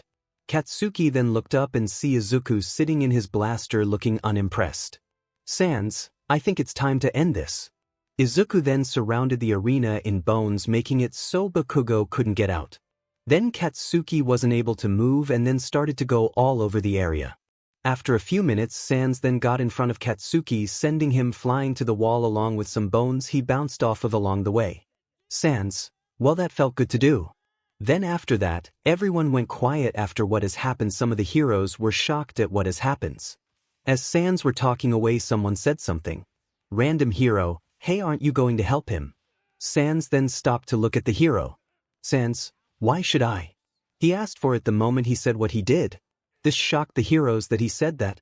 Random hero, aren't you trying to be a hero? Why aren't you helping your comrades? 𝐶𝐮𝐴, me a hero 𝐻𝐴.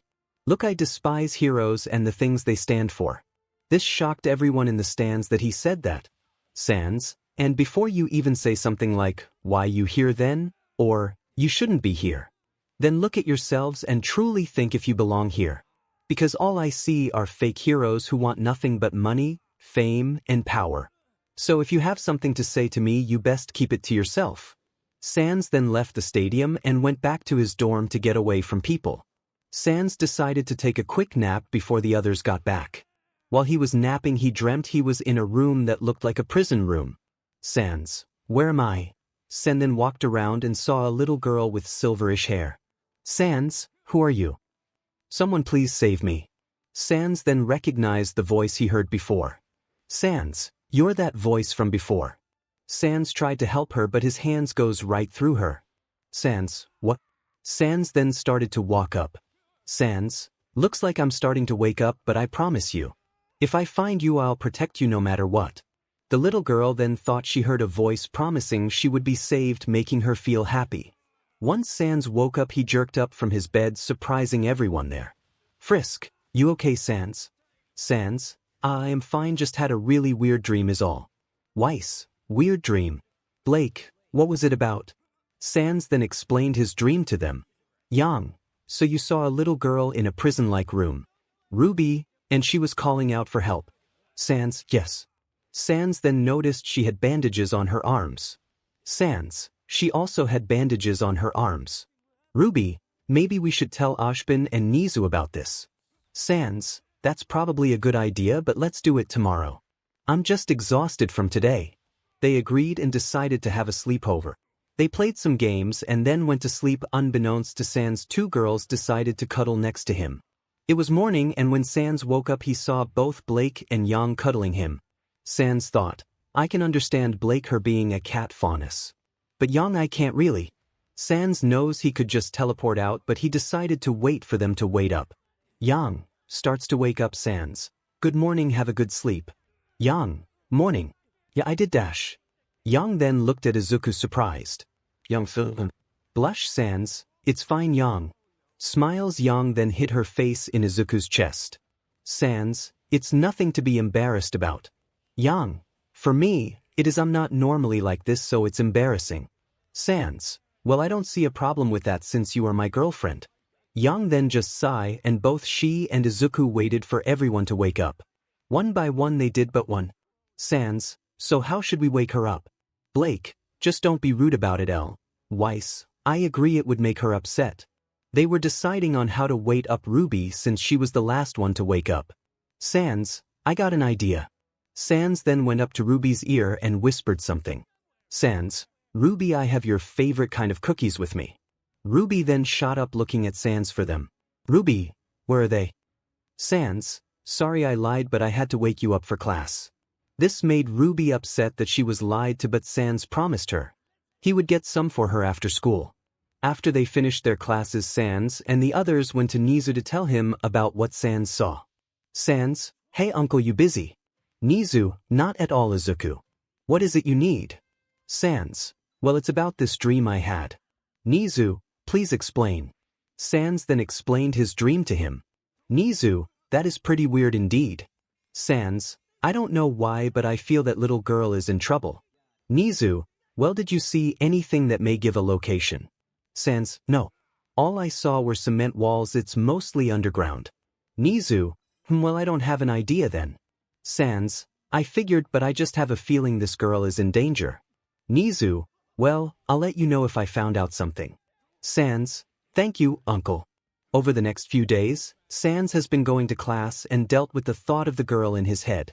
He then heard what happened in Hosu City and knows it had something to do with Lita, but didn't do anything about it since he didn't care about him or what happened to him. He also heard from his uncle that they're going to be fine because his sister and 𝗀𝗱 saved his but from the hero killer. Another few days passed and Sans and Blake were walking through the city. Then they had a fateful encounter. Sans, man, classes are getting more and more boring. Blake, 𝐒𝐮𝐬𝐴, it's not that bad. Sans, I don't need to study for the classes if I already know it. Blake, you can always help Ruby with her study since she always messing around. Sans, true.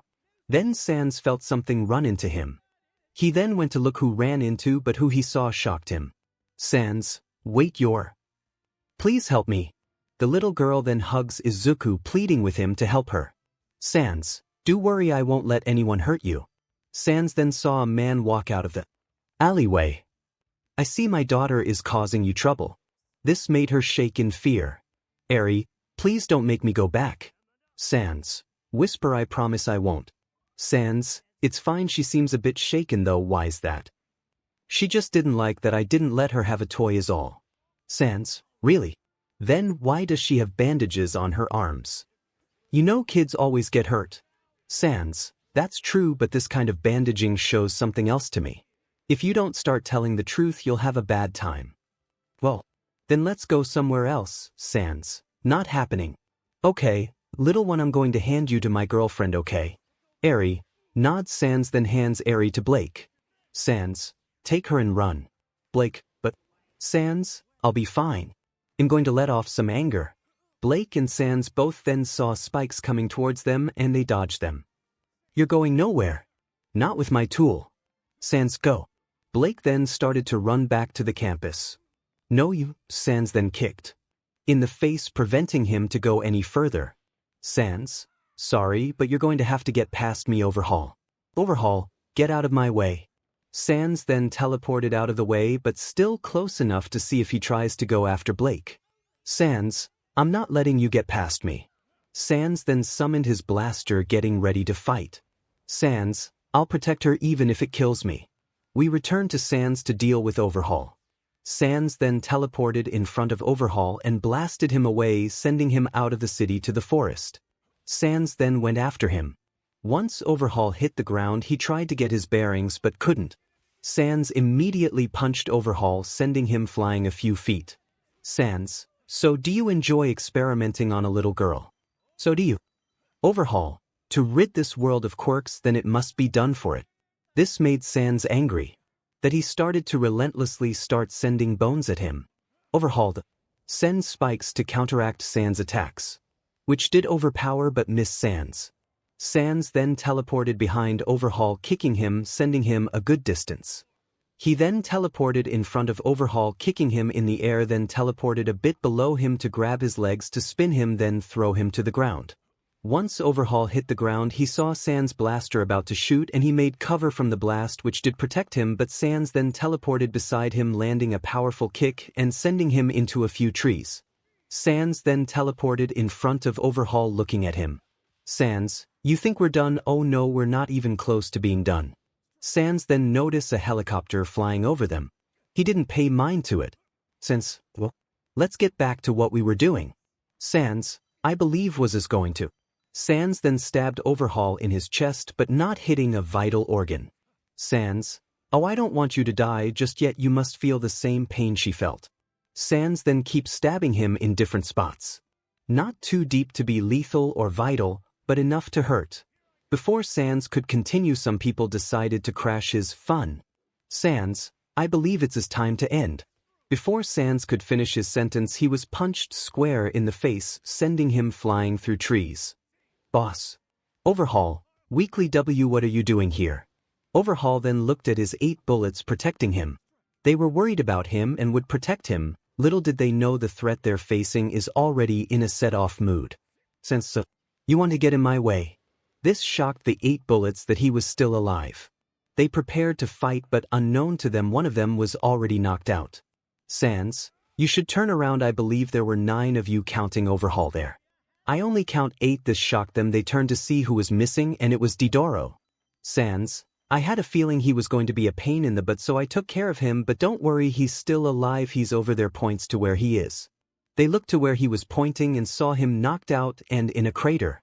Sans, It would be in your best interest that you don't get in my way. We cut to Blake when she got back to school. Yang. Blake, why do you have a kid with you? Blake. I'll explain everything in a bit, but we need to find to help 𝐒𝐮𝐻. This shocked Yang. She decided to go to 𝐒𝐮𝐻 for help. When they got there they saw both 𝐒𝐮𝐻 and 𝐒𝐮𝐻 talking and watching the news. Blake. Sir, it's about 𝐒𝐮𝐻.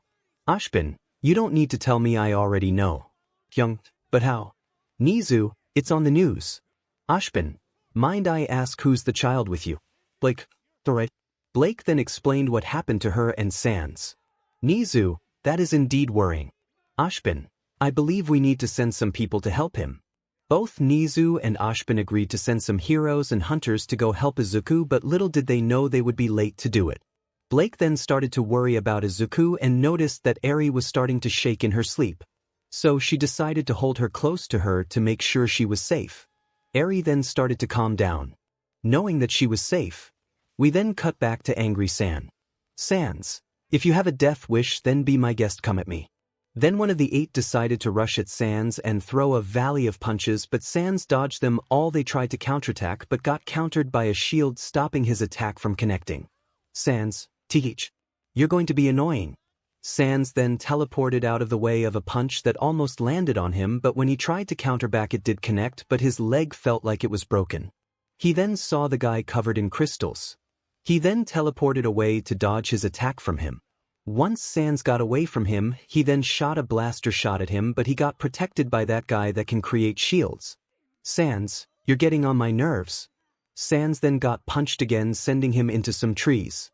𝐶𝐮 thought, I need to get rid of that shield guy. Once he's gone the rest will follow. 𝐶𝐮 then had an idea but need to test it out. Once 𝐶𝐮 recovered from getting sent flying, he then teleported in front of the guy that sent him flying to try and attack him. But a shield popped in from him. Little did they know 𝐶𝐮 wanted him to do that. 𝐶𝐮. Got ya. 𝐶𝐮 then teleported in front of the guy that was making a shield. Before he could react, 𝐶𝐮 landed a kick on him, sending him flying in the air. 𝐶𝐮 then teleported above him, kicking him back to the ground and knocking him out. 𝐶𝐮. That will make things much easier. This shocked them that he was able to catch them off guard like that. 𝐶𝐮 then teleported to the guy that can make crystal form off his body, then kicking him up in the air, then grabbing him with his telekinesis and slamming him to the ground as hard as he could with what strength he had. 𝐶𝐮 then looked at who remained. 𝐶𝐮 then launched some bones but was intercepted by some guy that started to eat his attacks. 𝐶𝐮. Teach. 𝐶𝐮 then summoned some bones in hand, but they got stolen from someone, which caught him off guard and got him to send flying into a cliffside wall. 𝐶𝐮 then started to cough. 𝐶𝐮 then saw one of the more built men charge at him. He then teleported out of the way. 𝐶𝐮 then tried to attack him with bones, but they would get stolen. 𝐶𝐮 then decided to target him. He then teleported in front of the guy who keep taking his attacks. 𝐶𝐮. Never let your guard down. 𝐶𝐮 made sure the bone that stabbed him wasn't hitting any vital organs.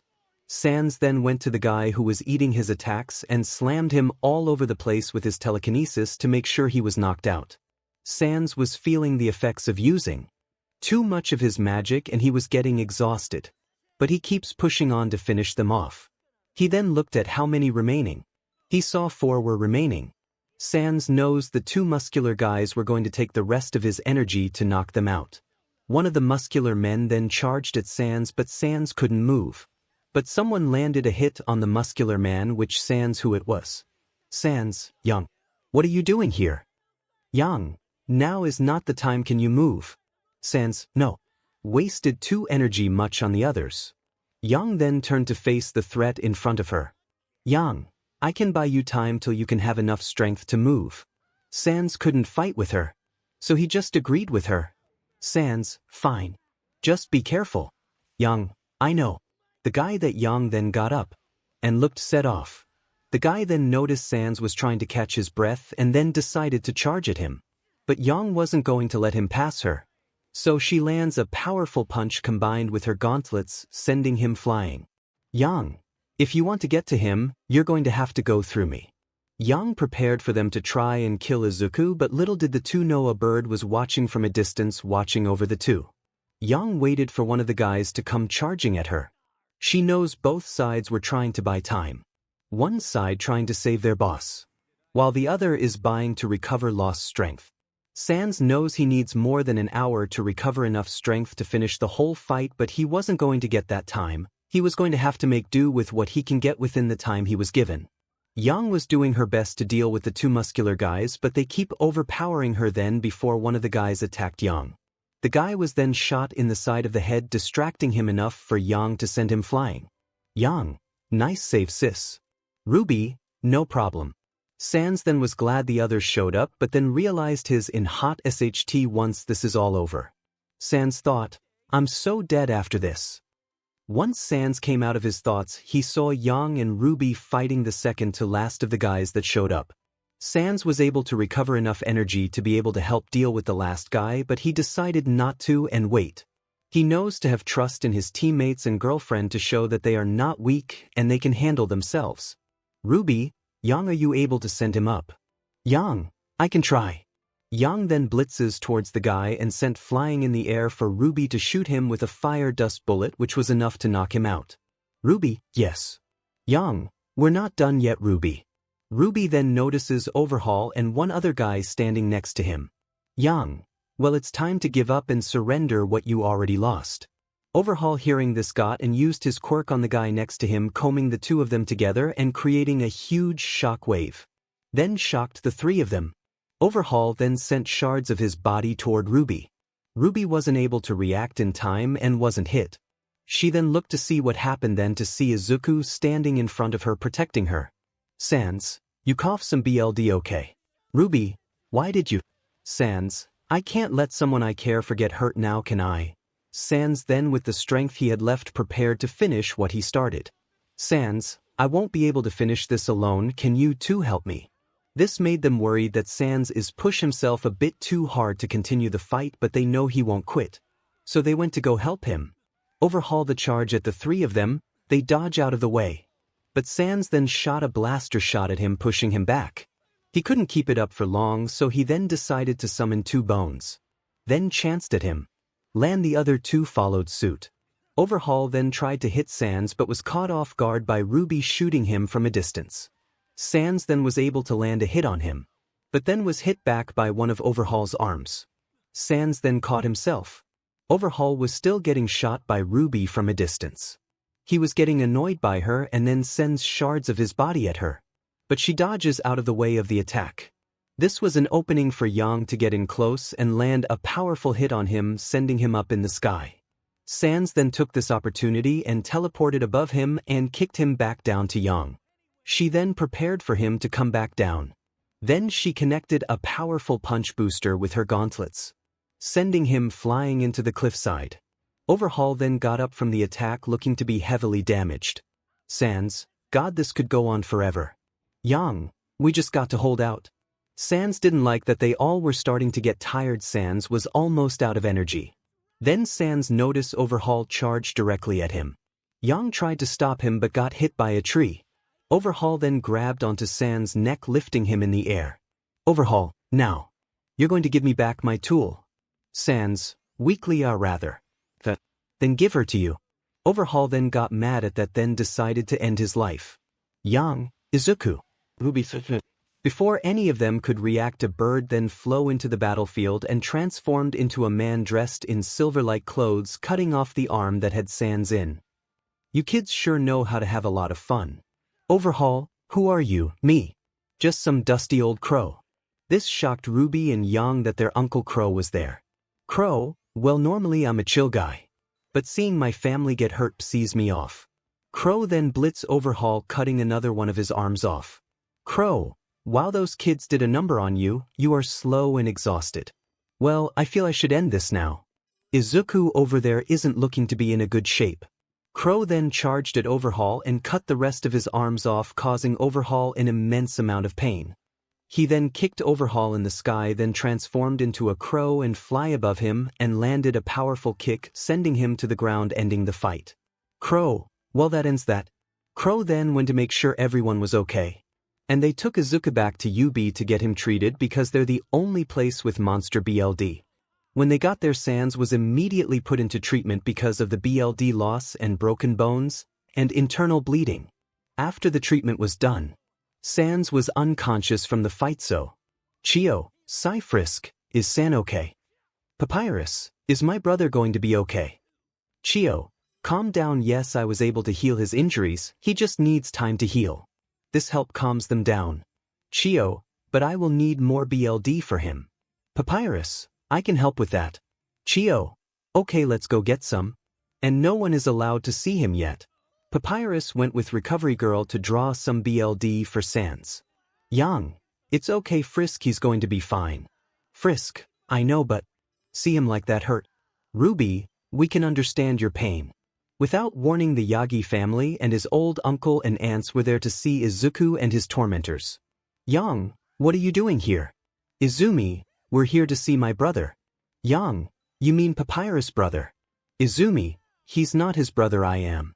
Yang, sure rolls eyes. Inko, we're just here to see Izuku. Yang, well, sorry to break it to you, well, not really. Izuku doesn't like any of you. Emi, we want to make amends with him and become a family again. Yang, yeah, like he'll accept your apology. Katsuki, I'm starting to get annoyed by you acting high and mighty right now. Yang, oh, I'm not acting, I know I'm better than you. This made Katsuki mad, but his sister stopped him. Katsumi, can we just see Ai-chan please? Yang, why would I allow people who hurt him to see him? Shoka, because we care for him. Yang, if you truly did, you won't have bullied and tormented him. As his girlfriend, I won't allow any of you to hurt him again. This caught everyone off guard. Shoka, I thought she was Zuzu's girlfriend. Points at Frisk. Yang, oh, she is. She just allowed us to date him too. Katsumi, wait. Yang, yes, myself, Blake, Weiss, and Ruby are all dating him because we have had feelings for him since we were kids. This made both Katsumi and Shoka shocked that he would date them. Yang, if you're done here, kindly leave. All Might, I'm not leaving till I see my son. Yang was about to send All Might down the hall and leave a dent in it. Before Recovery Girl came back. Chio, enough. Everyone turns to look at Recovery Girl. Chio, you can't visit him anyways, he needs time to heal. Inko, can you please tell us when he wakes up? Chio, I can't do that. Inko. Inko, why not? Chio, if the patient decides to not allow you or anyone to visit him, then I must abide by their request. This shocked Inko, but she accepted it and then left with the others. Ruby was trying to calm her sister down. She was able to calm herself down without destroying the hallway. They then decided to go to the others and let them know how Sans is doing. After a few days, San was still unconscious, but one day. Sans, waking up. Ugh, where am I? Sans then looked around the room and saw he was in the medic wing of the school. Sans, man. Everything hurts. Chio, that's what happens when you go fight a group of strong enemies. Sans then saw his grandma. Since, well, they hurt an innocent child. How is she? Chio, firstly, no move. Sans then laid back down. Chio, the little one is fine, she is with Blake as we speak. Sans, that's good. I was able to keep my promise to her. Smiles Sans, when will I be able to leave to go see the others? Chio, in a few more days. For now, get to rest. Sans, you don't need to tell me twice. Another few days have passed and Sans were able to move around, but he decided to walk to his friends to surprise them. Sans then need to figure out where they were, so he walked to all his classes. He was with them to see if they are in there, but nope. Then he went to his dorm and they were there. To his luck, it was the last place he looked, which made him annoyed that he didn't just check here first. Sans then prepared to open the door and see his girlfriends and brother. He then opened the door to see them staring at him in shock. Sans, hey. Without warning, all but one ran up to hug Sans. Sans, ow ow ow ow. Still hurt here. They then let go of Sans. Ruby, why didn't you tell Recovery Girl to tell us you woke up? Crying Sans, I wanted to surprise you all. This made them mad at him for doing this, but they were just happy he was awake. Sans then noticed Frisk, then walked over to her. Sans. Frisk, you know how worried I was about you. Sans. Frisk, I was worried that you wouldn't come back. Sans. Frisk, promise me you won't do anything like this again. Sans. I promise. Frisk then hugged Sans lightly since he still has injuries on him. Sans then noticed Eri hiding behind Blake's leg. Sans, hello there little bone. Frisk then let Sans go see 𝐻𝐵. Sans then was in front of 𝐻𝐵. Sans, hello little bone. How are you? 𝐻𝐵, are you the one who saved me from him? Sans, I am. 𝐻𝐵 then slowly moved over to Sans to hug him. Sans, it's okay little bone, no one will ever hurt you again. This made 𝐻𝐵 relax and feel safe and warm to be in his arms. 𝐻𝐵, okay papa. This made Sans freeze in place. Sans, what did you say 𝐻𝐵? 𝐻𝐵, is 𝐻𝐵 not allowed to call you that? About to cry Sans. No, you just caught me off guard, I'll be fine if you called me that. 𝐻𝐵 then tried to smile but wasn't able to. Sans, 𝐻𝐵, what are you doing? 𝐻𝐵, I'm trying to do the thing you all did before. When they saw you. Sans, smile. 𝐻𝐵 then nodded her head. Sans, why you don't know how to smile? Blake, she didn't know a lot of things like breakfast. Sans' eyes then went black. Sans thought, I should have killed him when I had the chance. 𝐻𝐵, papa, you okay? Sans' eye then returns to normal. Sans, sorry little bone. Pats her head, papa was just thinking is all. But don't worry 𝐻𝐵, we're here to help you, me, your mamas and your uncle Papyrus were your families. 𝐻𝐵 then looked at everyone in the room knowing that this was her new family. She smiled. This made everyone in the room hug 𝐻𝐵 and hear her giggle because of the hugs.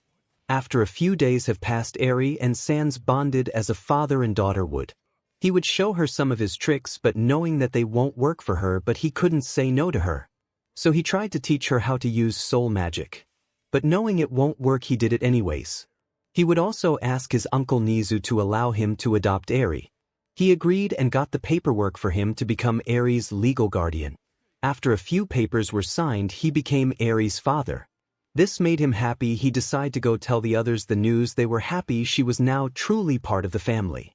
Another few days have passed and Sans was asked to come to 𝐻𝐮𝐬's office for something. There he met a guy with blonde hair and another guy with greenish hair with yellow lines in them staring at him. Sans, you need me, uncle. 𝐻𝐻𝐮, I didn't, but Sir 𝐻𝐻𝐼 does. Sans then looked 𝐻𝐻𝐼 in the face. 𝐻𝐻𝐼, are you the one who fought Overhaul? Sans, I am. What's it? Before Sans could finish his sentence, 𝐻𝐻𝐼 sent paperweights at him but missed. Sans teleported out of the way and saw the dent it left in the wall. Sans, what's your problem? 𝐻𝐻𝐼, you know how much work you made us waste because of your actions. Sans, so what? That little girl was in danger and so I did the right thing and saved her. 𝐻𝐻𝐼, by wasting all our time and work to put him in jail. And I'll be taking her with me. This made Sans snap a bit. Sans, if you even lay a finger on her head, you'll have a bad time. Sans then summoned his hand blaster and pointed it at him. Sans, try it, I dare you. We return to Sans pointing his blaster at 𝐻𝐻𝐼 for deciding to take one of his family. Sans, so you want to try it? Can we just calm down here? 𝐻𝐻𝐼, stay out of this, 𝐻𝐵. But sir, I can understand you are upset about this, but to do all this. 𝐻𝐻𝐼 looked into 𝐻𝐵's pleading look in his eyes and decided to calm down and stop. Fine, you're right, 𝐻𝐵. This made Sans drop his blaster but still keep it out in case he tries anything again. 𝐻𝐵, are you going to put the skull thing away? Sans looks at 𝐻𝐵. Sans, I'm keeping it out in case he tries to pull anything thing. 𝐻𝐵, I can promise you sir will not try anything. Sir. 𝐻𝐻𝐼 looks at 𝐻𝐵 and sighs, I promise you I won't do anything to you. Sans, and 𝐻𝐵. 𝐻𝐻𝐼. And 𝐻𝐵. Sans then decided to put his blaster away but knows the moment this guy tries all bets are off. He was going to die where he stands. Protective dad mode is active. Sans, so what was it you need from me? 𝐻𝐻𝐼, well we originally came to collect 𝐻𝐵 from you. Sans then was about to summon his blaster again. 𝐻𝐻𝐼, but we didn't. This made Sans relax a bit. 𝐻𝐻𝐼, now I only asked, did you notice anything Overhaul might have said to cause you to do what you did? Sans then sighed. Since, well, he called 𝐻𝐵 his tool to rid the world of quirks and I saw scars on her arms and legs. But see them. Makes me want to kill him. 𝐻𝐵, is she already? Sans, she is. She's still learning about being a kid again, but with each day she's learning. 𝐻𝐵, that's good. Sans, but she still has nightmares of what happened to her, so we're slowly helping her with that. I also might think they have been using her BLD for the ability to destroy quirks. This makes everyone in the room shocked. 𝐻𝐻𝐻𝗎𝗓, why do you believe that? 𝐶𝐮𝐬𝐴, because her quirk is called rewind. She can rewind anything. So think about it. This made everyone think, and then they realized what he was doing. 𝐶𝐮𝐴, now you see why I reacted the way I did when you said you'll be taking her. I apologize for that. 𝐶𝐮𝐴, well, it's fine. Also, I might have found who I'm looking for. 𝐶𝐮𝐴 then looks at 𝐒𝐮𝐲. Might I ask what you're talking about? 𝐶𝐮𝐴, simple, I'm talking about who to give WhatIf to. This shocked 𝐻𝐻𝐻𝗔 and 𝐻𝐻𝐻𝗓. How do you know about WhatIf? 𝐶𝐮𝐴, simple, I'm currently holding on to it to give to someone. And I want to give it to 𝐒𝐮𝐲. 𝐒𝐮𝐲? 𝐶𝐮𝐴, yes. You dared to keep the peace in the room knowing I could have turned my shot at you. 𝐒𝐮𝐲, nervous laugh, you wouldn't have, right? 𝐶𝐮𝐴, 𝐒𝐮𝐲, wouldn't have. Right? 𝐶𝐮𝐴, 𝐒𝐮𝐲, Sue. About WhatIf. What is it? 𝐶𝐮𝐴 then started to explain what WhatIf is and what it can do. How he knows what it does is he talks to his grandma from time to time. To spend some time with her. 𝐶𝐮𝐴, so what do you say? 𝐒𝐮𝐲, I'll take it. But why do you keep it? 𝐶𝐮𝐴, well, would keep it but I can't. 𝐒𝐮𝐲, why not? 𝐶𝐮𝐴, well, monsters can't use quirks, can they? We can only use soul magic. This shocked 𝐒𝐮𝐲 and 𝐻𝐻𝐻𝗓 that 𝐶𝐮𝐴 were a monster. 𝐒𝐮𝐲, then how do you have the quirk now? 𝐶𝐮𝐴, to be honest with you, even I don't know, maybe it's because I was once human, I don't know. 𝐒𝐮𝐲, well, if you are willing to give me this responsibility, then I won't let you down. 𝐶𝐮𝐴, good, now for me to transfer the quirk you need to consume a bit of my DNA. That won't be necessary, izuku. 𝐶𝐮𝐴, Grandma. Nana, we were watching and we see you decided on someone to have WhatIf. 𝐶𝐮𝐴, I did, it's 𝐒𝐮𝐲 here. Nana then went to look at 𝐒𝐮𝐲 and she then asked him some questions which he answered back truthfully. When she was done questioning him, she then wanted to ask one last question. Nana, what is your main goal as a hero? 𝐒𝐮𝐲, my main goal is to save 1 million people. Nana, what happens even if you save 1 million people? 𝐒𝐮𝐲, I'll keep going and make sure people are happy and have a smile on their faces. This made Nana happy to see. She then turned back to Izuku. Nana, I see you chose a worthy successor, Izuku. 𝐶𝐮𝐴, I aim to please. Nana, if that's the case, then when am I getting more grandkids? This made Izuku blush hard. 𝐶𝐮𝐴, Nana, what? 𝐶𝐮𝐴, you got 𝐒𝐮𝐲. Nana, I know, but I want more grandkids. 𝐶𝐮𝐴, you will, but later in the future. Nana, I hope so. This made 𝐶𝐮𝐴 embarrassed that his grandma was like this, but he was happy at the same time to have at least someone in his actual family to talk to. But Izuku knows if he gave 𝐒𝐮𝐲 the quirk, he'll most likely see his grandma again. Nana noticed this decade to talk with him. Nana, Izuku, I what you're thinking, and don't worry, I'll still be able to talk with you after all, my connection to you is still there. This made Izuku happy to hear that he still gets to talk with her. After that, they talked about the type of training 𝐒𝐮𝐲 will be doing to be able to use WhatIf effectively. After they were done talking, 𝐶𝐮𝐴 went back to his dorm to see his brother and 𝐮𝐻𝐻𝐃 hang out. 𝐶𝐮𝐴, yo bro and little bone. Papyrus, hello brother. 𝐮𝐻𝐻𝐃, pop. 𝐮𝐻𝐻𝐃 ran and hugged his leg. 𝐶𝐮𝐴, hello 𝐮𝐻𝐻𝐃, have you been good to your Uncle Paps? 𝐶𝐮𝐴 then picked her up and held her in his arms. 𝐮𝐻𝐻𝐃, I have. 𝐶𝐮𝐴, don't want Paps to work himself to the bone. 𝐮𝐻𝐻𝐃 then giggles at his pun. Papyrus, I'll let that one slide. 𝐶𝐮𝐴 then sat next to Paps with 𝐮𝐻𝐻𝐃 in his lap and watched some TV. 𝐶𝐮𝐴, so where is Frisk? Papyrus, she's with the others going shopping, I believe she said. 𝐶𝐮𝐴, oh okay. 𝐶𝐮𝐴 then looked around and saw his wallet was missing. 𝐶𝐮𝐴, bro, have you seen my wallet around? I'm sure I put it in here. Papyrus, I think Frisk took it. 𝐶𝐮𝐴 then had two possible realizations. 𝐶𝐮𝐴's thoughts, crying she took my wallet to spend on 𝐮𝐻𝐻𝐃. Little did 𝐶𝐮𝐴 know she did it for that and another reason.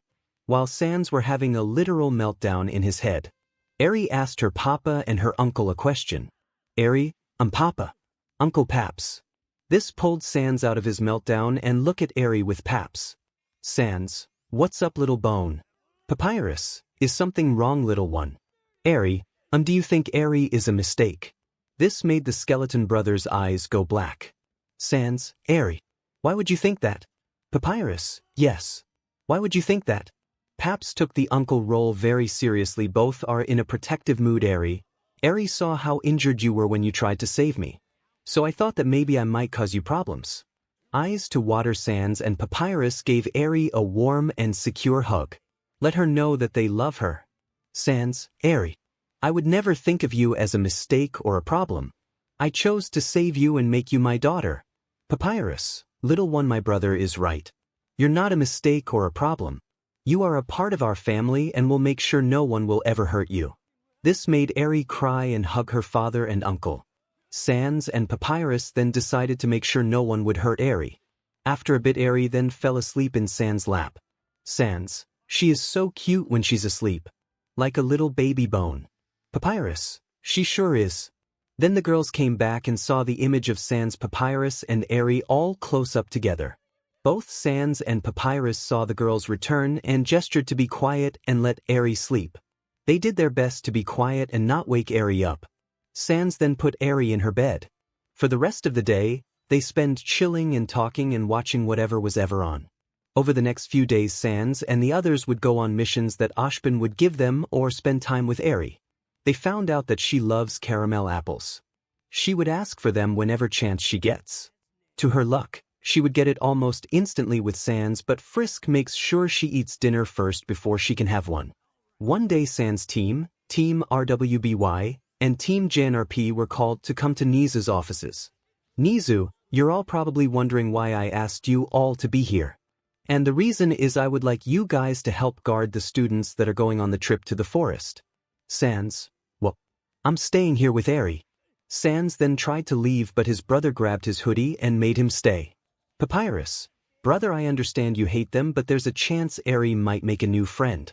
And she needs to get out more experience in new things. 𝐶𝐮, sigh, fine. But if one of them even tries to annoy me, don't blame me for what happens. 𝐒𝐮𝐻 then informs 𝐻𝐻, who will be tagging along with him on his trip. 𝐶𝐮, when is this trip? 𝐒𝐮𝐻, in a few days. Frisk, thanks for letting us know. 𝐒𝐮𝐻, no problem. And thank you for helping. They all said their goodbyes and went to their dorms to pack. 𝐮𝐬𝐬𝐿, is 𝐮𝐬𝐬𝐿 also coming? Frisk, yes sweetie, you're coming with us. And don't worry, Papa and Uncle Paps will also be tagging along. This made 𝐮𝐬𝐬𝐿 excited to go camping with her family. 𝐮𝐬𝐬𝐿, should I pack some clothes? Frisk, you don't need to worry about it, sweetheart, I already started to pack your stuff. 𝐮𝐬𝐬𝐿, can I help you, Mama Frisk? Frisk, sure. Smiles while Frisk and 𝐮𝐬𝐬𝐿 started to pack their clothes. 𝐶𝐮 and Papyrus were also packing their clothes, but 𝐶𝐮 didn't like the idea of being anywhere close to his old family. A few days have passed and they all were waiting for 𝐻𝐻 to show up, along with all of Class 1A. While they were waiting, 𝐶𝐮 were sitting on his blaster annoyed. 𝐵, is everything alright, 𝐶𝐮? 𝐶𝐮 then turned to 𝐵. 𝐶𝐮 sighs, I'm fine, it's just going to have to deal with things I don't want to. 𝐵, well, from what I have been told, you're avoiding your old family.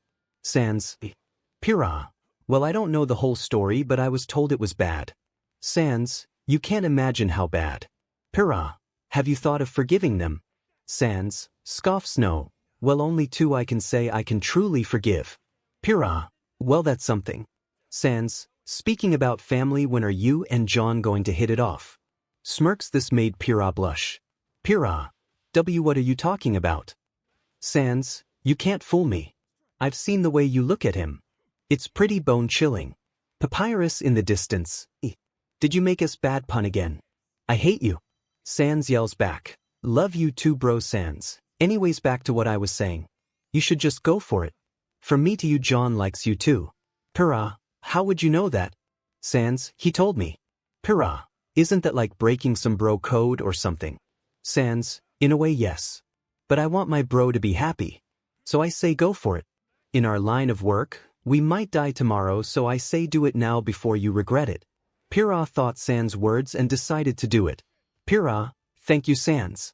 𝐶𝐮, no problem. 𝐶𝐮 and 𝐵 continued to talk to each other and decided to get to know each other a bit better, since they haven't talked to each other a lot. Because 𝐶𝐮 believe 𝐮𝐬𝐬𝐿 should have more uncles and aunts in her life, 𝐶𝐮 need to open up to others more. Then they noticed Izawa and his class finally showing up.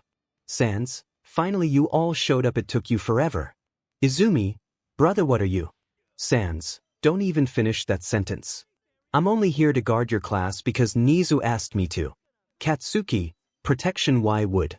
Then suddenly a blaster shot flows past him. Sans, that is your final and only warning, continue it. You can forget about me being nice. Lita, that's not hero. Sans, can it? Walmart ripoff Sonic. Before I do what I to him, but I won't miss on purpose. This made Lita quiet. Eri, Mama Frisk, why is Papa aiming his bone thing at that boy? Frisk, it's called a gaster blaster, but you can hit a blaster, okay sweetie. Eri, okay. Frisk, and for the other part it's because your papa doesn't like that boy. He hurt your papa badly. This made Eri know to stay away from him. So she hid behind her mama's leg. Frisk, it's okay sweetheart, your uncle and papa and mamas will keep you safe from the mean boy. Eri, okay. Both Shoka and Katsumi noticed and heard what Eri said. Katsumi, I-chan, do you have a daughter? Sans, what's it to you to know my personal life? Shoka, we should know because we care about you. Sans, sure. Rolls his eyes like I'll believe that. Sans then started to walk to the bus. While walking he walked past Izawa. Sans, make sure to keep that dog on a leash, before he said something that put him in an early grave. This made Izawa sigh. Izawa, well, what are you waiting for? Get on the bus. Everyone then started to get on the bus. Shoka and Katsumi wanted to try and sit next to Izuku, but seats around him were taken and he was sitting with Weiss with Eri sitting on his lap. This made them upset. Well, Lita was trying to get everyone setting. Sans then decided to give me his only and last warning with a bone flying past his head, giving him a hint to shut up and sit down. Which he did. Sans then got hit in the back of the head for doing that. He then decided to take a nap and ask Weiss to wake him up when they got to where they needed to be. After a while Weiss woke Sans up, and in the process of waking Eri up, since she wanted to take a nap with her dad, Weiss secretly took pics of them taking a nap together, which got the other girls to tell her to send it to them. When Sans woke up he saw they stopped on the road and saw another car in front of them. Sans then waited a bit for the class to get off the bus to tell the others to stay near the bus. They were confused about why, but they decided to listen to him. Sans then noticed some heroes were out there and doing a weird pose. Sans, why are there people dressed like cats and posing? Izumi, there are the wild PP cats. Nerding out. Sans then noticed a young boy Eri's age with them. Sans, so we got old. Before Sans could finish his sentence, one of the heroes tried to cover his mouth, but Sans dodged the attempt and pointed his hand blaster at her head. Sans, try it. Let's see who would come out on top. This made the blue hero nervous. She could tell he wasn't bluffing either. Izawa, Izuku, Frisk, Sans. Enough. Sans then made his blaster disappear. Well, my name is Mandalay and the one who also got her headshot off is Pixie Bob. Pixie Bob then stared at Sans. Sans, I'm not apologizing. Pixie Bob, you should. Aiming an attack at a young girl's head is rude. Sans, young. Sure, if that lets you sleep at night. Mandalay was keeping Pixie Bob from attack Sans, but knows he would attack back if she tried. She then explained where they would be staying, and the student was slowly starting to realize what was about to happen and then started to run back to the bus, but Pixie Bob was faster than them and surprised the student and made the ground under them collapsed and made them fall to the bottom of the hill. Mandalay, if you don't make it back by noon, no lunch for you. Yells down to them Sans. Wow, neat trick. This shocked Mandalay that Sans were still on top of the hill. Izawa, oh right, they aren't students, they have extra hands to keep the students safe. Mandalay would have liked to know that sooner. They were making their way back, but Sans were still standing. Ruby, Izuku, you coming? Sans, I'm going to ride my blaster there. It's in that direction, right?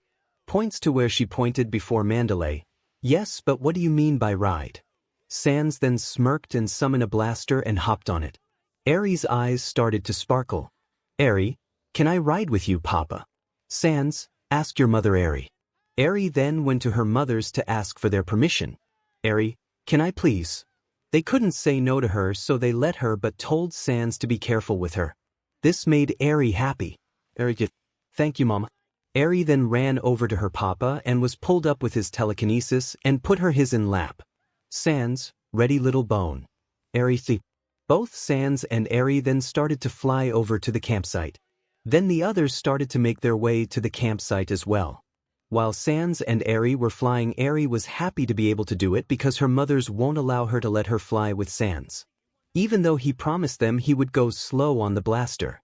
𝐀𝐮 kept going at a speed that wasn't slow but wasn't too fast. He was ahead of Class 1A by miles. He didn't care what happened to them. He also knows he would meet up with the others by the time we got there with 𝐒𝐮 because 𝐀𝐮 know how worried Frisk can get, so he decided to not go fast and make her mad at him. So 𝐀𝐮 decided to play it safe and go at reasonable speed. When 𝐀𝐮 and 𝐒𝐮 made it to the campsites, they were a few minutes ahead of the others and decided to wait for them. When the others got there, Frisk and the girls ran over to 𝐀𝐮 to make sure 𝐒𝐮 was okay. 𝐀𝐮, she's fine, I didn't go fast, I promise. They got 𝐒𝐮 off the blaster and examined her and saw she was fine. 𝐀𝐮, I've been meaning to ask, who's the kid? 𝐀𝐮 then turns his attention to the young boys. 𝐿𝐵. Oh, that's my nephew, his name is 𝐀𝐮. 𝐀𝐮 then hopped off his blaster and made it disappear. 𝐀𝐮, so your name is 𝐀𝐮? 𝐀𝐮 then tried to punch 𝐀𝐮 in the nuts but failed because 𝐀𝐮 caught his punch. 𝐀𝐮, feisty one at you. This made 𝐀𝐮 shocked. 𝐀𝐮, all your hero are the same. That's why I hate them. 𝐀𝐮 then started to walk away. 𝐀𝐮, who said anything about me being a hero, kid? This made 𝐀𝐮 stop. 𝐀𝐮, what? 𝐀𝐮, I never claimed to be a hero. I despise heroes and I have my reason for hating them. This shocked 𝐀𝐮 that he said that. 𝐀𝐮. 𝐀𝐮 then took notice of them and walked over to him again and patted his head. 𝐀𝐮, it's cool, kid. You are young, you have a full life ahead of, but don't let that hatred affect you with your family. This shocked 𝐀𝐮. 𝐀𝐮, take my words to heart. 𝐀𝐮 then walked back to the others. Frisk, I'm proud of you, 𝐀𝐮. 𝐀𝐮, for what? Frisk, for helping him. 𝐀𝐮, sigh, he still has a life ahead of him and a family that cares for him. I didn't want to let his hatred for heroes affect his family. Frisk, that's why you're my hero, hugs him. 𝐶𝐮. I know, smiles while 𝐶𝐮 and the others prepared food for the Class 1A students when they got there. 𝐶𝐮 didn't want to feed them but got an earful from his girlfriends except for Yang, who agreed with him. So in the end they both got an earful. And made the student food. Once the student got there, they were exhausted. While they were trying to catch their breath, 𝐵 was sizing up the guys and looking for a mate. She even admitted 𝐶𝐮 was attractive, but when she said that she got a red sword point at her, she then backed off from 𝐶𝐮. When the student finished eating their food, the boys and girls went to take a bath. Frisk and the other girls decided to join the Class 1A girls, and Papyrus and the guys decided to join the guys. Papyrus asked 𝐶𝐮 if he would join them, but 𝐶𝐮 told Papyrus, 𝐶𝐮, I already took one, remember? Papyrus then thought about then remembered what 𝐶𝐮 did when they finished making the food. He took a shower first so he didn't have to deal with Class 1A. When they got into the bathroom, a certain purple-bald boy was facing the wall of the bathhouse. Was staring at the wall. Kirishima, what are you doing, Mineta? Mineta, beyond this wall is the girls' bath. John, I won't do that. Mineta, I have been training for this moment. Time to go plus ultra. Starts climbing the wall. When Mineta got to the top of the wall, 𝐶𝐮's hand blaster pointed at his face, ready to be shot. 𝐶𝐮, you try that. And see how far your plus ultra goes. 𝐶𝐮 then let 𝐀𝐮 knock Mineta off the wall. They then heard the girls thanking them. 𝐀𝐮 saw the girls and reacted as any guy would and almost fell off the wall, but 𝐶𝐮 caught him and looked at the girls, telling them he was fine. 𝐶𝐮 could care less about most of the girls who were bathing, but his girlfriend, he tried his best not to faint. He took 𝐀𝐮 and laid him down inside so he could get his bearings in order. After 𝐶𝐮 know I might get an earful for look at the girls' side of the bathhouse. So he prepared for that mentally. But when he got back to the room, his stay at the girls were giving him an earful, which shocked him that they weren't doing it. They know izuku wouldn't look at them naked on purpose. After that eventful day, 𝐶𝐮 and the others went to sleep. When they woke up to Class 1A being trained by the WWP. 𝐶𝐮, what am I watching? The type of training in Class 1A was weird for 𝐶𝐮 to watch.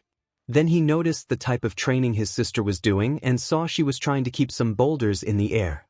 But he noticed that she was getting tired from it and was about to lose focus and drop them on her. until 𝐀𝐮𝐦𝐦𝐸 used his telekinesis on the boulders and then scolded her. 𝐀𝐮𝐦𝐸, what do you think you're doing? 𝐒𝐮𝐬𝐸, I was.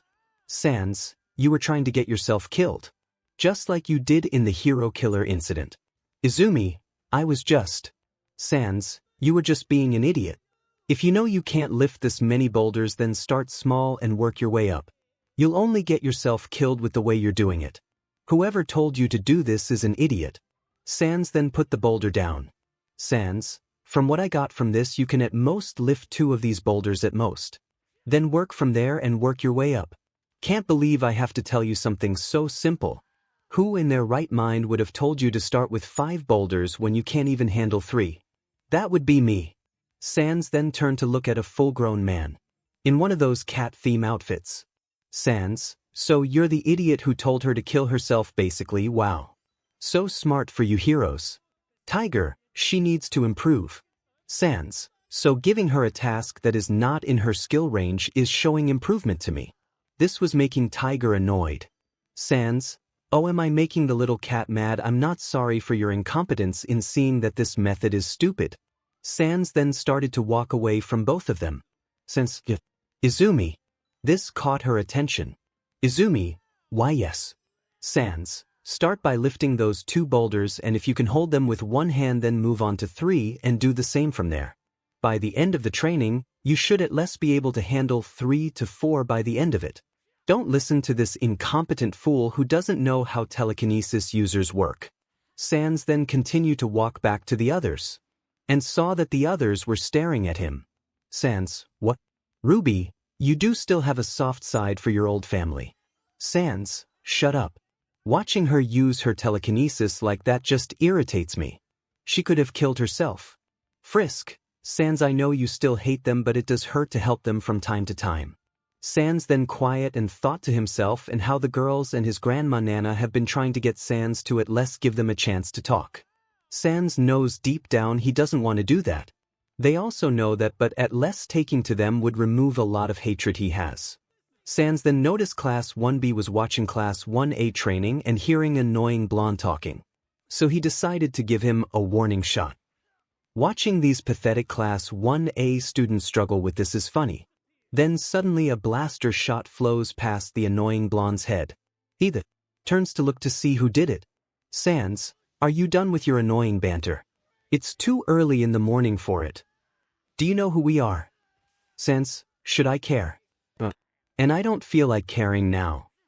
We are the best class in all of UB. 𝐶𝐮𝐸𝐸 then looked at his classmates. 𝐶𝐮𝐸𝐸, so you tell me you all are like this annoying fool who's about to get his head shot off. Points his blaster at. Then the rest of Class 1B wanted to shut up before they get them killed. Until in person came and smacked in the back of the head. Will you stop antagonizing others? That's going to get them killed. I'm only stating the truth. 𝐶𝐮𝐸𝐸, from what I've seen now, your statement is false. What did you dash? Hit him again, shut it. I'm sorry for his behavior. My name is Kendo and this idiot is Nito. 𝐶𝐮𝐸𝐸, well, you can call me 𝐶𝐮𝐸𝐸. Kendo, well, it's nice to meet you, 𝐶𝐮𝐸𝐸, and again I'm sorry for this idiot's actions. I can promise you the rest of us aren't like him. 𝐶𝐮𝐸𝐸 then looked at Class 1B and see them shaking their heads to agree that they aren't like him. 𝐶𝐮𝐸𝐸, it's fine, just keep him on a leash before something happens to him. Kendo, I will. 𝐶𝐮𝐸𝐸 then walked back over to the others while Kendo gave Nito a lecture. 𝐶𝐮𝐸𝐸 and others watched the others train, and at some point 𝐶𝐮𝐸𝐸 and the others would go do their training with each other. 𝐶𝐮𝐸𝐸 and Papyrus would also try and teach Eri how to use soul magic since she wanted to try and learn it. On the last day of the training trip, 𝐶𝐮𝐸𝐸 had a bad feeling about something that was going to happen, and he told the others about this feeling. So this made them stay on their guard. When the night came, 𝐶𝐮𝐸𝐸 then saw a flame off in the distance and saw that it was blue flames. 𝐶𝐮𝐸𝐸 then ran back to the campsite to see Grimms, and some villains were there. 𝐶𝐮𝐸𝐸 decided to attack the Grimms so they don't attack anyone.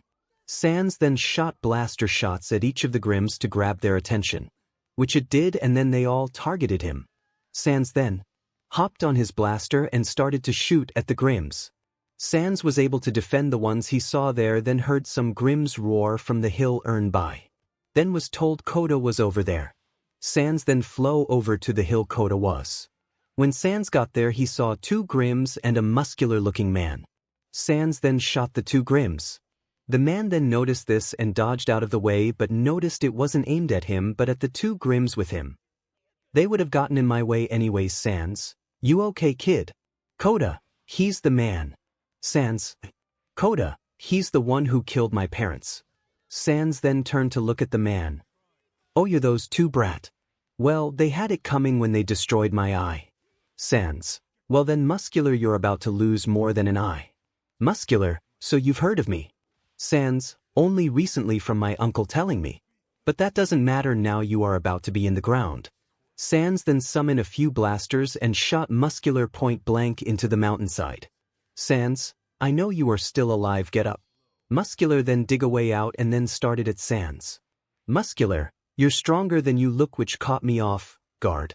𝐀𝐮𝐦𝐦, oh, compared to those other guys from Overhaul's group you're pretty slow compared to them. This made Muscular annoyed that he was being called weak. 𝐀𝐮𝐦𝐦, I mean you won't be able to land a single hit on with your quirk. Muscular in a blind rage then charged at 𝐀𝐮𝐦𝐦 but 𝐀𝐮𝐦𝐦 just blasted him back into the mountain. 𝐀𝐮𝐦𝐦 then blasted him repeatedly till he was not getting up. 𝐀𝐮𝐦𝐦 then stopped after a few minutes and saw Muscular was out cold and bleeding. 𝐶𝐮𝐦𝐦, like I said, compared to them you're not on their level.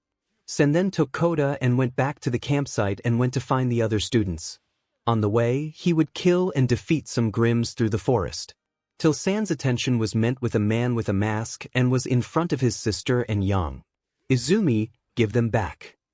I'm sorry but I must decline, I have orders to bring these kids with them. Yang, like we'll let you leave. Mr. Compresses, well you can try. Before he could even react, Mr. Compress get like he was locked in him place. Mr. Compress, why? Can't I move? Well that would be me. Yang, izuku. 𝐒𝐮𝐵, brother. 𝐶𝐮𝐦𝐦 was keeping Mr. Compress in place. 𝐶𝐮𝐦𝐦, so who wants to inform me of what's going on? I didn't feel like getting any out of the muscle head. Mr. Compress's thoughts, he beat Muscular. 𝐒𝐮𝐵, he took Katsuki, Katsumi, Shoto and Shoka. Yang, he also tried to take Blake but failed. 𝐶𝐮𝐦𝐦 then made him grip me, compress harder and then pulled him towards him. 𝐶𝐮𝐦𝐦, look, I'm normally a chill guy but when it comes to someone hurting someone I love, all bets are off. 𝐶𝐮𝐦𝐦, so do me a favor and kindly hand over the people you have. 𝐶𝐮𝐦𝐦 then took 3 of the 4 marbles and saw the Todoroki twins and Katsumi. 𝐶𝐮𝐦𝐦, I did ask nicely, if you don't hand over the last marble I'll personally break you. Mr. Compress wasn't telling 𝐶𝐮𝐦𝐦 where the last marble is, so 𝐶𝐮𝐦𝐦 had an idea of where it might be. 𝐶𝐮𝐦𝐦 then took his mask off and told him to open his mouth. 𝐶𝐮𝐦𝐦, if you don't open it then I'll force it open. 𝐶𝐮𝐦𝐦 then used his telekinesis to force open his mouth and saw the last marble there and saw Katsuki inside. 𝐶𝐮𝐦𝐦 then took the last marble and saw he had all 4 of them. 𝐶𝐮𝐦𝐦, you're now going to cancel your quirk and release them. Mr. Compass wasn't complying with 𝐶𝐮𝐦𝐦's requests. 𝐶𝐮𝐦𝐦, I mean I can always kill you and cancel the quirk that way. 𝐶𝐮𝐦𝐦 then forced him into a tree and aimed his blaster at him, giving him one last chance. 𝐶𝐮𝐦𝐦, last chance or we do it the fun way. Mr. Compress then saw the blaster getting ready to fire and then did as he was told and released the kids. 𝐶𝐮𝐦𝐦, see, that wasn't so hard. 𝐶𝐮𝐦𝐦 then teleported in front of him, punching him out cold. After that 𝐶𝐮𝐦𝐦, 𝐒𝐮𝐵, and Yang took them back to the campsite and saw the villains still fighting the heroes. 𝐶𝐮𝐦𝐦 got a bit annoyed and used his telekinesis on all the villains he could see. He sensed someone in the distance and knows the presence and then throw those villains in that direction. Then 𝐶𝐮𝐦𝐦 that get pulled through a mist-like portal. 𝐶𝐮𝐽, called it. Handyman was here. 𝐶𝐮𝐦𝐦 then saw the others return and saw Ruby was missing from the group. 𝐶𝐮𝐦𝐦, where is Ruby? Yang, she stayed back with Eri. 𝐶𝐮𝐽, if on cue they saw Ruby holding Eri in her arms coming out of the building. She was worried about them, but they reassured her that they were okay. After everything calmed down, everyone then started to pack and return to the school. But 𝐶𝐮𝐦𝐦 had a feeling that the fight wasn't over by a long shot. 𝐶𝐮𝐦𝐦 then started to think of an idea he could do while he was on the bus ride on. But when 𝐶𝐮𝐦𝐦 and the others got back to the school, the students then went back to their dorms. A few days passed since then and 𝐶𝐮𝐦𝐦 was asked to come to Nizu's office. When he got there he saw not just Nizu but his old family again. Sans, why am I being called here for? Nizu, they would like to have a word with you. Sans, yeah, that ends so good last time. Inko, son, please. Sans, don't even finish that sentence. All I know, this talk will end with someone in a wall again.